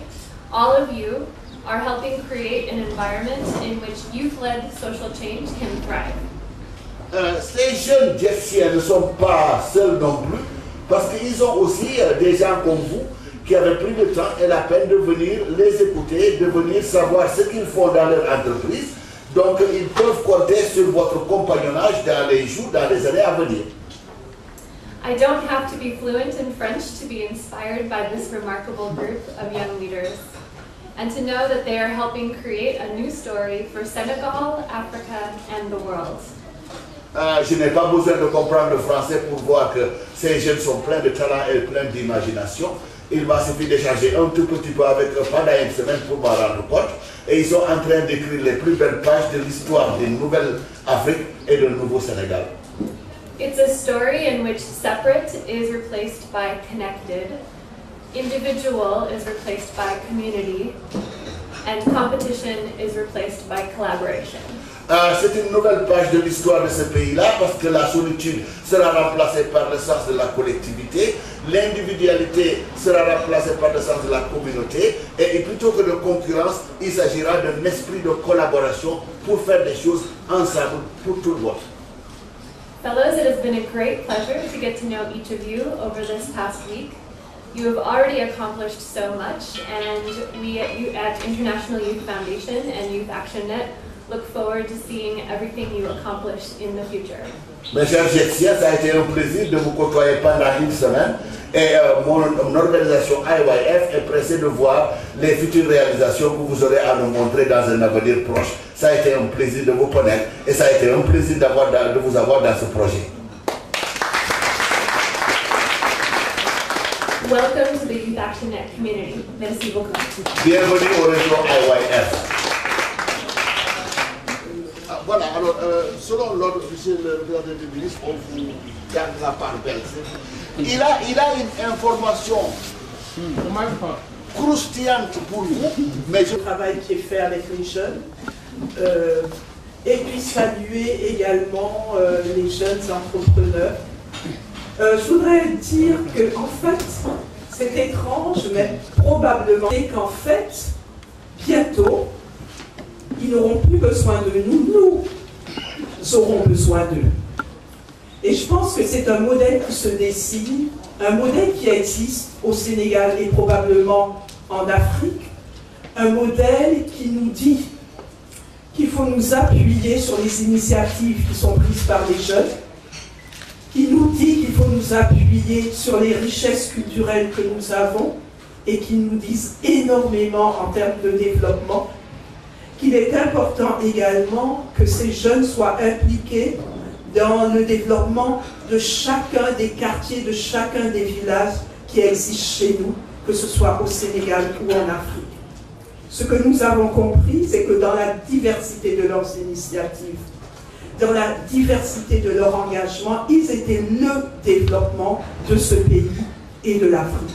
Et je suis une personne qui aime beaucoup rire, qui aime beaucoup plaisanter, et ça m'a beaucoup amusé de voir le panneau ANPEJ en train de tomber.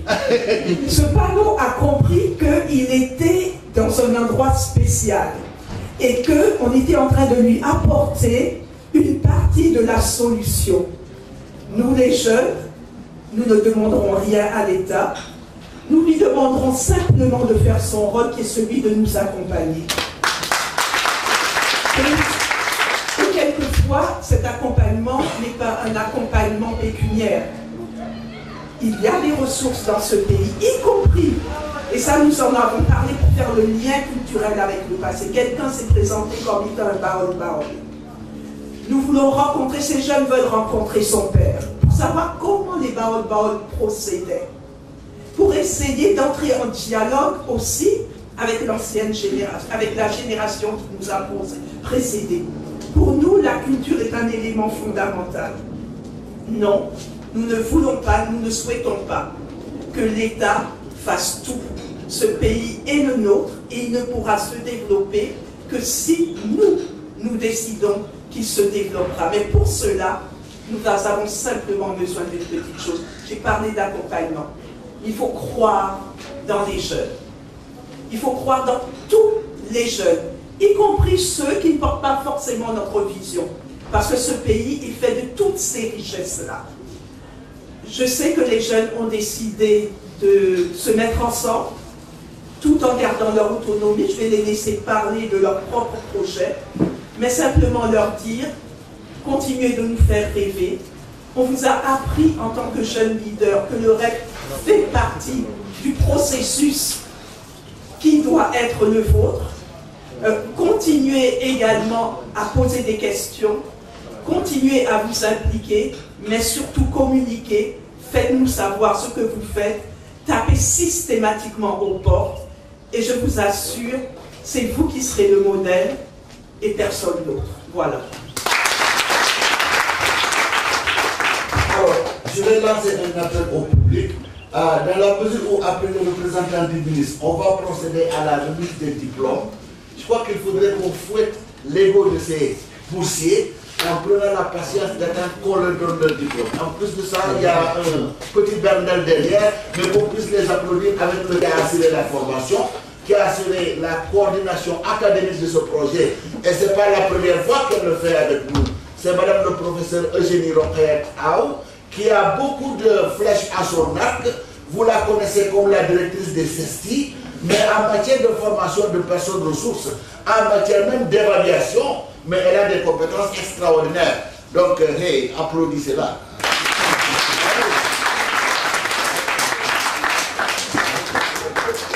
Remercier l'UNESCO parce que Madame Thiam, quand on devait mettre en œuvre ce projet, elle a fait un développement. Alors, elle a terminé avec une phrase qui m'a fouetté aussi l'ego.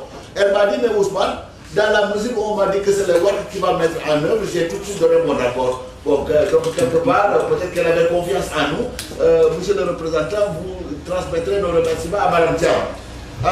Remercier évidemment le ministère. Lorsque je suis parti avec Jessica et Marianne, les voir dans le bâtiment qui est tout juste à côté, ils ont été très disponibles et ils ont accepté que nous mettions en œuvre ce projet. Mais on va les remercier encore plus parce qu'il y a une information croustillante pour vous, vous allez la dire. Remercier évidemment le fonds japonais et remercier IYF, Jessica, I would like to thank you in the name of this country, in the name of the West African Research Center, and look forward to further collaboration and cooperation between your institution and the West African Research Center. Thank you for trusting us. Thank you. All right. Okay. Maintenant, évidemment, si je ne dis pas que je remercie Marianne et son équipe, vous allez me faire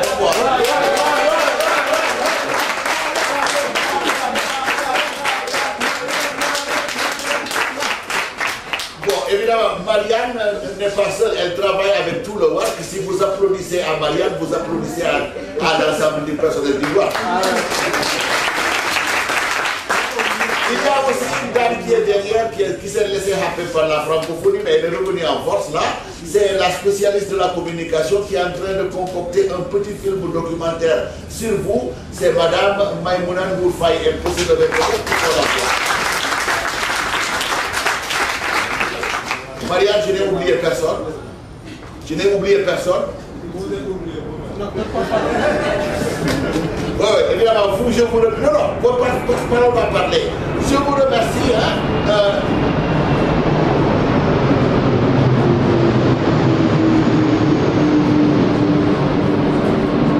Je vous remercie. Je vous remercie aussi des rapports que vous allez tisser avec le WAC. Je vous fais 2 excuses. J'aurais dû venir un peu plus quand vous étiez là et discuter un peu avec vous. Je l'ai fait hier et il y a eu un bon feedback. Et je m'excuse aussi. Dès que je termine avec vous, je dois aller en voyage, donc je vais filer à l'anglaise. Je m'excuse à nouveau, mais on aura l'occasion de se rencontrer pour discuter. Sans plus tarder, je vais donner la parole à vos représentants. Le mot d'un ancien boursier de IYF. C'est qui? L'ancien boursier, c'est qui? Voilà, venez ici.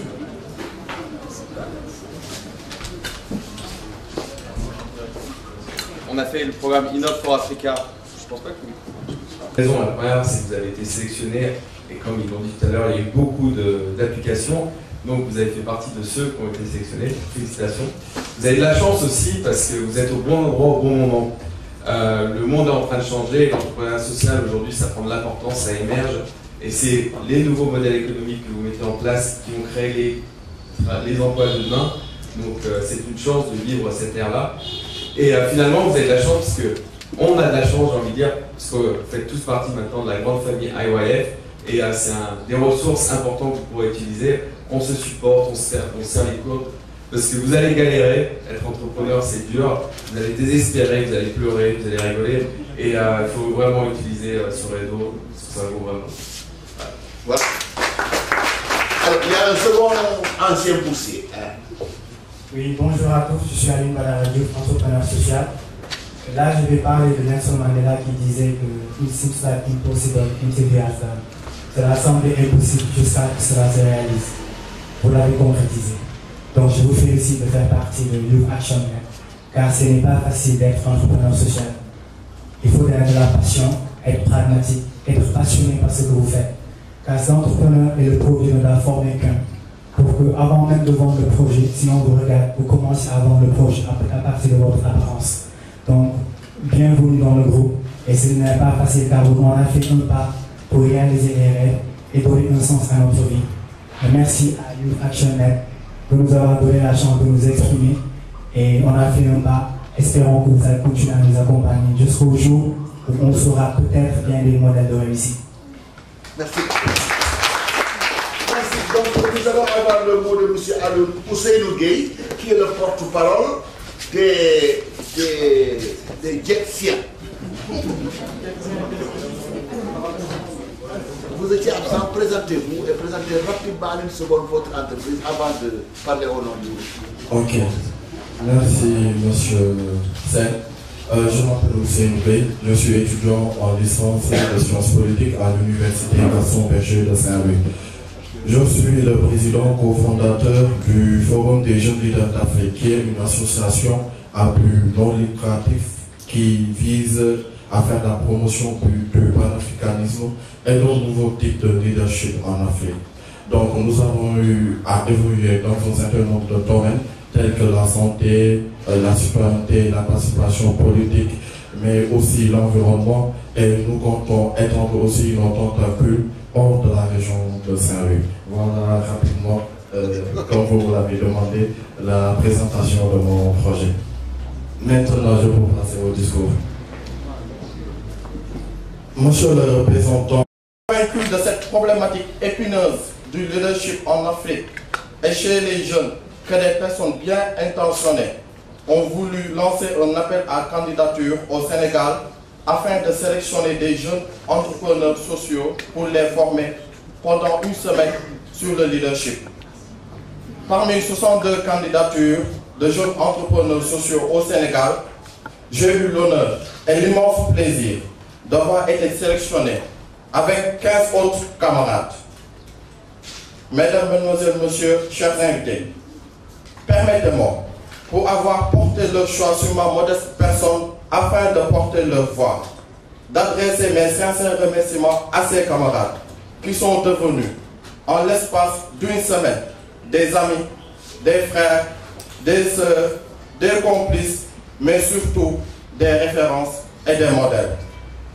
En effet, dès les premières heures à l'hôtel, une familiarité et une estime sans commune mesure se sont nouées entre les différents boursiers.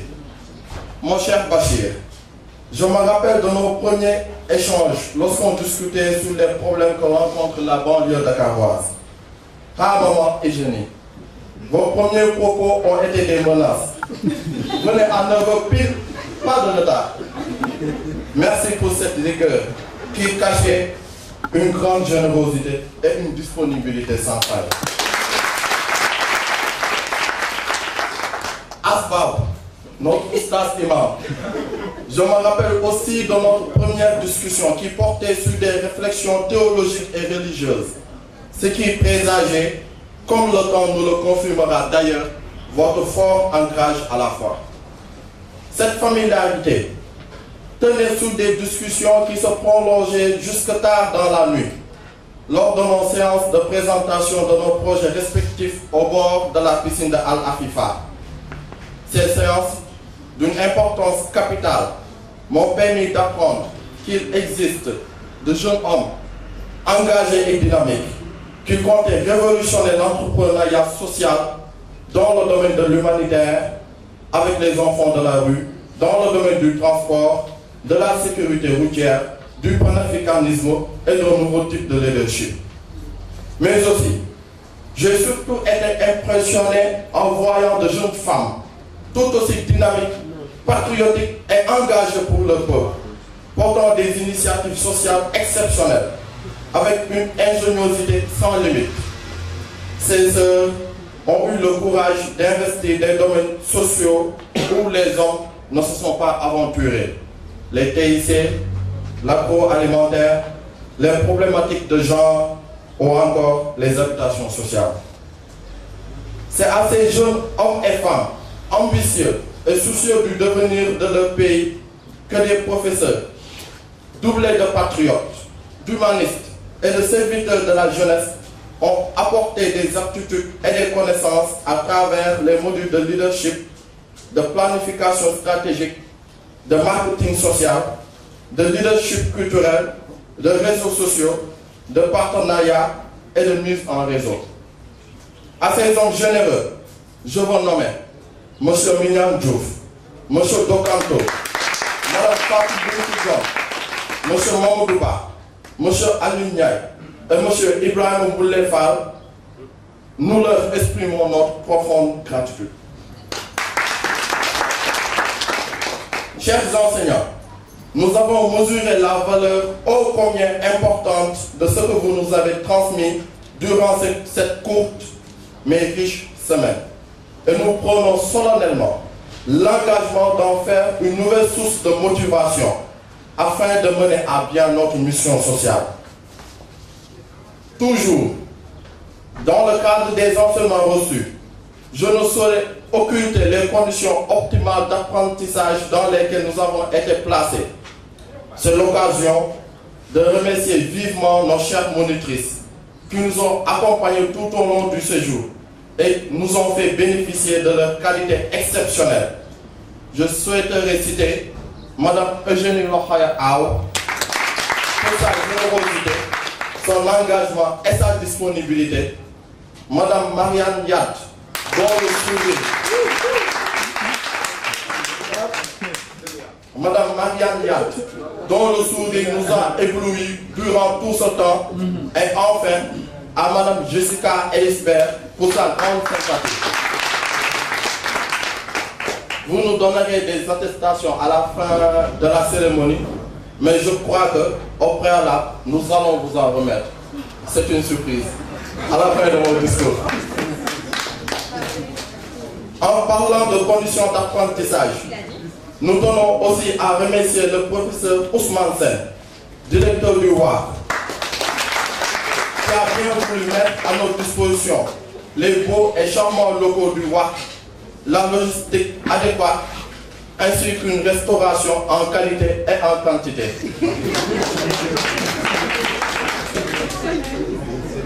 Chers invités, charmants publics, ce matin, au moment de terminer les enseignements de la semaine, l'ensemble des boursiers ont décidé de mettre sur pied le réseau des jeunes entrepreneurs sociaux du Sénégal, qui va regrouper tous les projets de GET 2014.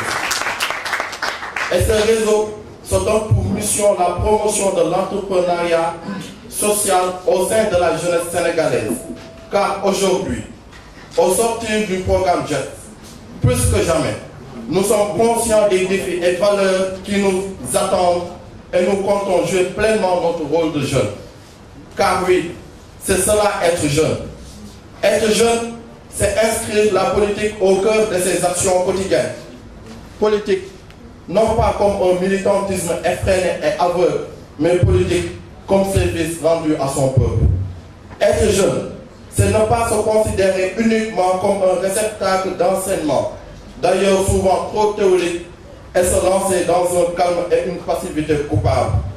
Être jeune, c'est investir le domaine social, améliorer les conditions de vie de nos compatriotes les plus démunis, protéger les couches vulnérables et marginalisées, leur tendre la main pour marcher ensemble. Être jeune, c'est être pour la cause sociale, amoindrir la souffrance de ceux qui souffrent, car pour nous, lorsque les gens souffrent, on ne leur interdit pas de souffrir, on y apporte des solutions. Être jeune, chers amis, c'est être guidé en toutes circonstances par cette intelligence humaniste, patriotique et citoyenne.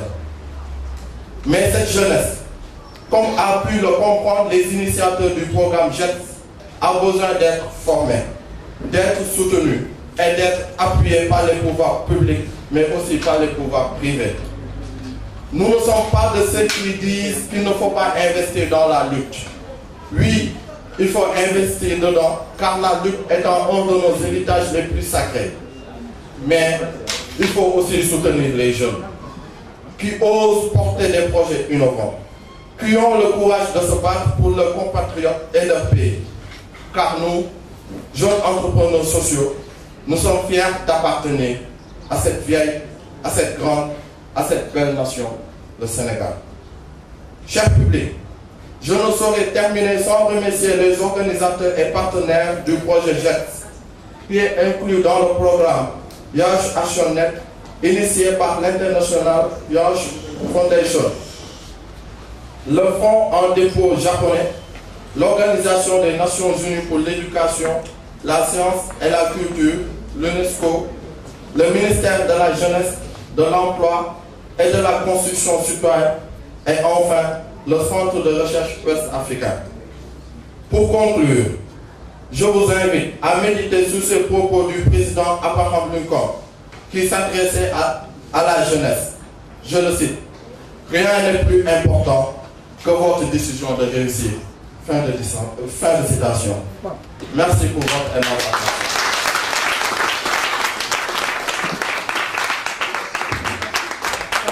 Des attestations, on a pensé à le faire. Donc ce matin, on a eu à concevoir des attestations de reconnaissance pour les monitrices vraiment qui nous ont encadrés depuis le début. Parce que nous avons été vraiment marqués par leur générosité, par leur gentillesse, par leur courtoisie, par les qualités exceptionnelles qu'elles ont pu faire durant toute la formation. Encore une fois, merci. Donc, vous n'avez pas de leader.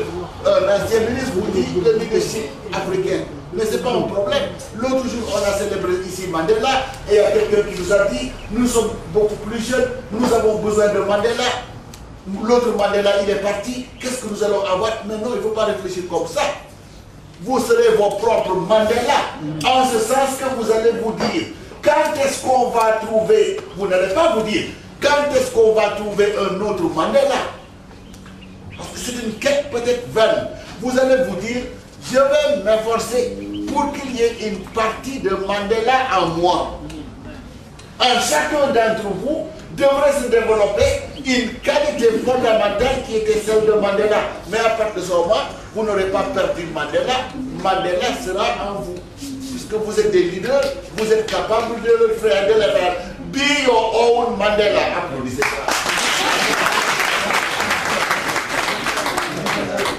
Alors, donc, sans trop tarder, je vais passer la parole à celui qui a une surprise croustillante pour vous. Je vais passer la parole à monsieur le représentant du ministère de la Jeunesse et de la Construction citoyenne. Madame la coordonnatrice académique, À proprement dit, c'est pas pour faire un discours, mais vous m'avez piégé parce que vous avez annoncé une nouvelle croustillante. C'est pourquoi je vais automatiquement passer à la nouvelle. Mais je ne me permettrai pas de vous transmettre les salutations du ministre de la Jeunesse, de l'Emploi et de la Construction citoyenne, qui vit ce projet depuis le commencement. Parce qu'il faut dire que si ce projet-là est aujourd'hui, c'est parce qu'au commencement, l'État du Sénégal, à travers le ministère de la Jeunesse, a accepté de signer la convention de financement. Et on était dans le délai très très court. Si ça n'avait pas été signé, à ce moment-là, les fonds seraient retournés. Donc l'État du Sénégal a fait preuve d'engagement dans ce projet-là. Et c'est cet engagement-là qui est constant jusqu'à ce jour. Et quand nous avons reçu, le directeur général de l'Agence pour l'emploi des jeunes a reçu avant-hier la délégation du WAC et de l'AIOF, composée de Marianne et de Jessica, il leur a dit: nous sommes prêts à accompagner ces jeunes-là pour la matérialisation de leur projet. Nous les recevrons quand ils seront disponibles pour qu'ils nous présentent ici devant le cadre de l'agence. Ils présentent chacun son projet et nous allons mettre à votre disposition les moyens qu'il faut pour les réaliser.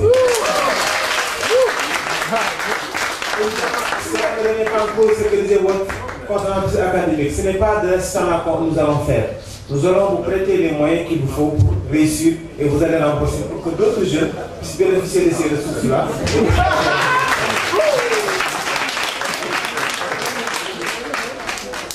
Vous continuerez à avoir de la part de l'Agence pour l'emploi des jeunes des encadreurs. Nous avons ce qu'on appelle des jeunes conseillers d'entreprise qui sont des experts qui vont vous accompagner dans la gestion administrative, technique, financière de vos projets pour vous accompagner dans le processus de développement. Et que vous soyez des entrepreneurs qui vont demain créer des emplois pour le jeunes, comme disait le professeur Ablaye Baradou. Vous ne voulez pas être des employés, vous allez être des employeurs. Et c'est de ça que nous avons besoin dans ce pays-là pour lutter contre le chômage et le sous-emploi des jeunes. Et cela, vous allez avoir l'occasion de le faire quand vous rencontrez les cadres de l'Agence pour l'emploi des jeunes la semaine prochaine. Nous allons convenir la date avec la direction du WAC le plus tôt possible, en tout cas avant la fin de l'année, pour vous écouter. Vous allez présenter vos projets et vous allez dire les moyens qu'il faut pour les réaliser et l'agence va vous accompagner dans cela. Vous avez vu deux fonds qui viennent d'être mis en place. Le fonds Fagares qui a été signé avec le fonds JUP, qui est le fonds d'appui à l'entrepreneuriat, à l'emploi des jeunes, qui permet de ne pas avoir des problèmes de garantie pour avoir des financements, qui est un fonds de 2 milliards, qui est destiné aux jeunes demandeurs d'emploi. Et ce fonds sera opérationnel avant la fin de l'année. Ensuite, vous avez un autre fonds qui est le fonds de l'entrepreneuriat jeune, qui est un fonds de 2 milliards qui est à votre disposition pour pouvoir vous accompagner dans vos programmes et projets. Donc voilà le message que je voulais vous délivrer au nom du ministre de la Jeunesse, de l'Emploi et de la Construction citoyenne et du directeur général pour l'emploi des jeunes, qui est à votre écoute pour pouvoir vous accompagner dans la réussite de vos projets. Et ceux qui ont des projets, vous avez annoncé, vous êtes à côté ici d'un bureau du BIT. Donc juste le mur qui nous sépare, c'est un bureau du BIT. Et il y a quelques semaines, nous travaillons sur un système d'information sur le marché. Donc vous avez des applications qui, je pense, sont des applications qui ont le préférence et qui pourraient être profitables dans ce cadre-là. Donc vous avez une opportunité à ce niveau également pour valoriser vos projets et vos programmes. Donc voilà ce que je voulais vous dire en quelques mots. Vous féliciter pour ce que j'ai entendu, ce qui me rassure. Ça fait 30 ans que je suis dans le secteur. Et souvent je me dis, mais dans quel pays je suis quand j'entends dire autant, quand je vois une appréciation aussi négative de la jeunesse sénégalaise. Et quand je vous écoute, je me dis, mais finalement, on a une jeunesse qui est extraordinaire. On a une jeunesse en qui il faut faire confiance et l'accompagner dans son développement pour que nous ayons un pays émergent comme quelqu'un l'a dit. Donc vous êtes des jeunes qui nous rassurent et des jeunes qui, à la limite, je ne vais pas implanter l'allégorie de Madame Aou, en parlant de chute de Concombre, mais je dirais que vous nous donnez l'espoir de penser que très bientôt, nous pourrons dire que nous avons réussi notre mission, parce que vous êtes des jeunes modèles qui sont capables de porter ce pays-là pour le bras et de le mener là où nous nous souhaitons. Donc, c'est cette image-là que je retiens de cette rencontre. Nous sommes en droit de dire que l'avenir est prometteur. Et s'il est, c'est parce que nous avons des jeunes qui sont des jeunes modèles, des entrepreneurs qui pourront transformer ce pays-là, comme nous l'attendons de toute la jeunesse du Sénégal. Je vous remercie de votre attention. Je vais appeler 2 boursiers et une personne qui va vous remettre vos diplômes. On va commencer par le professeur Abdoulaye Baradio, s'il vous plaît.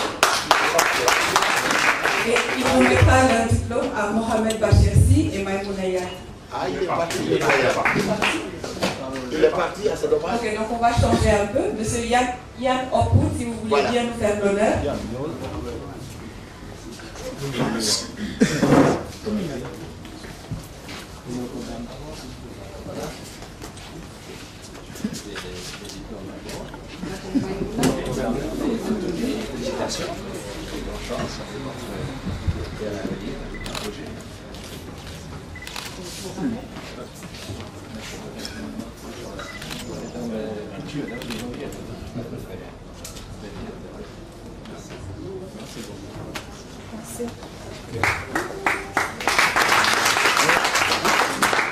Pape Mamadou Kamara et Mor Sen et Meissa, vous vous préparez. Monsieur Sen va vous remettre vos diplômes.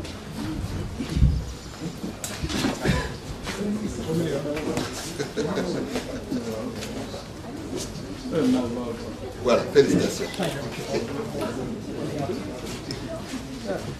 Voilà, félicitations, Mor. Ah, voilà, ok. Mais ça, félicitations. Wali Ousseinou et les Mariam. Jessica va vous remettre votre diplôme.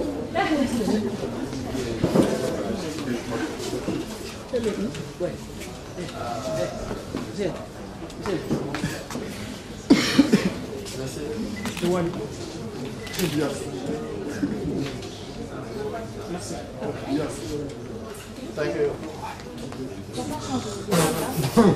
Wait. Come back here. Come back here. Come back here. We have to get one with the right name on it.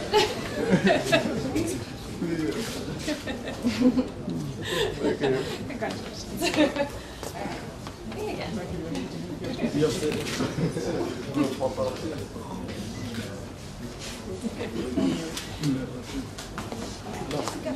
Yes, oh. Sorry.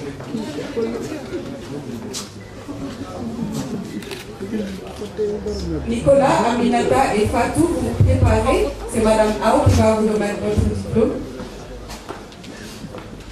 Nicolas d'abord.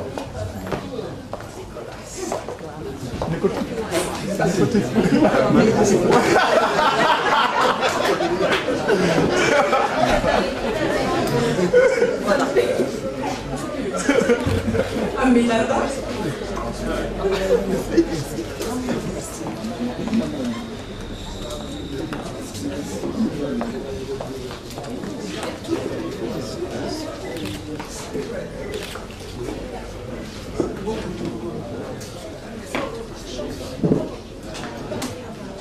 Fatou. Moussa, Boubacar et Liba, c'est vous préparez.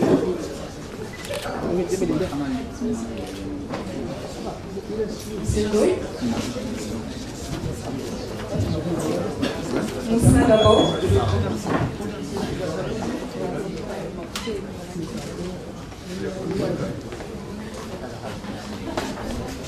Boubacar.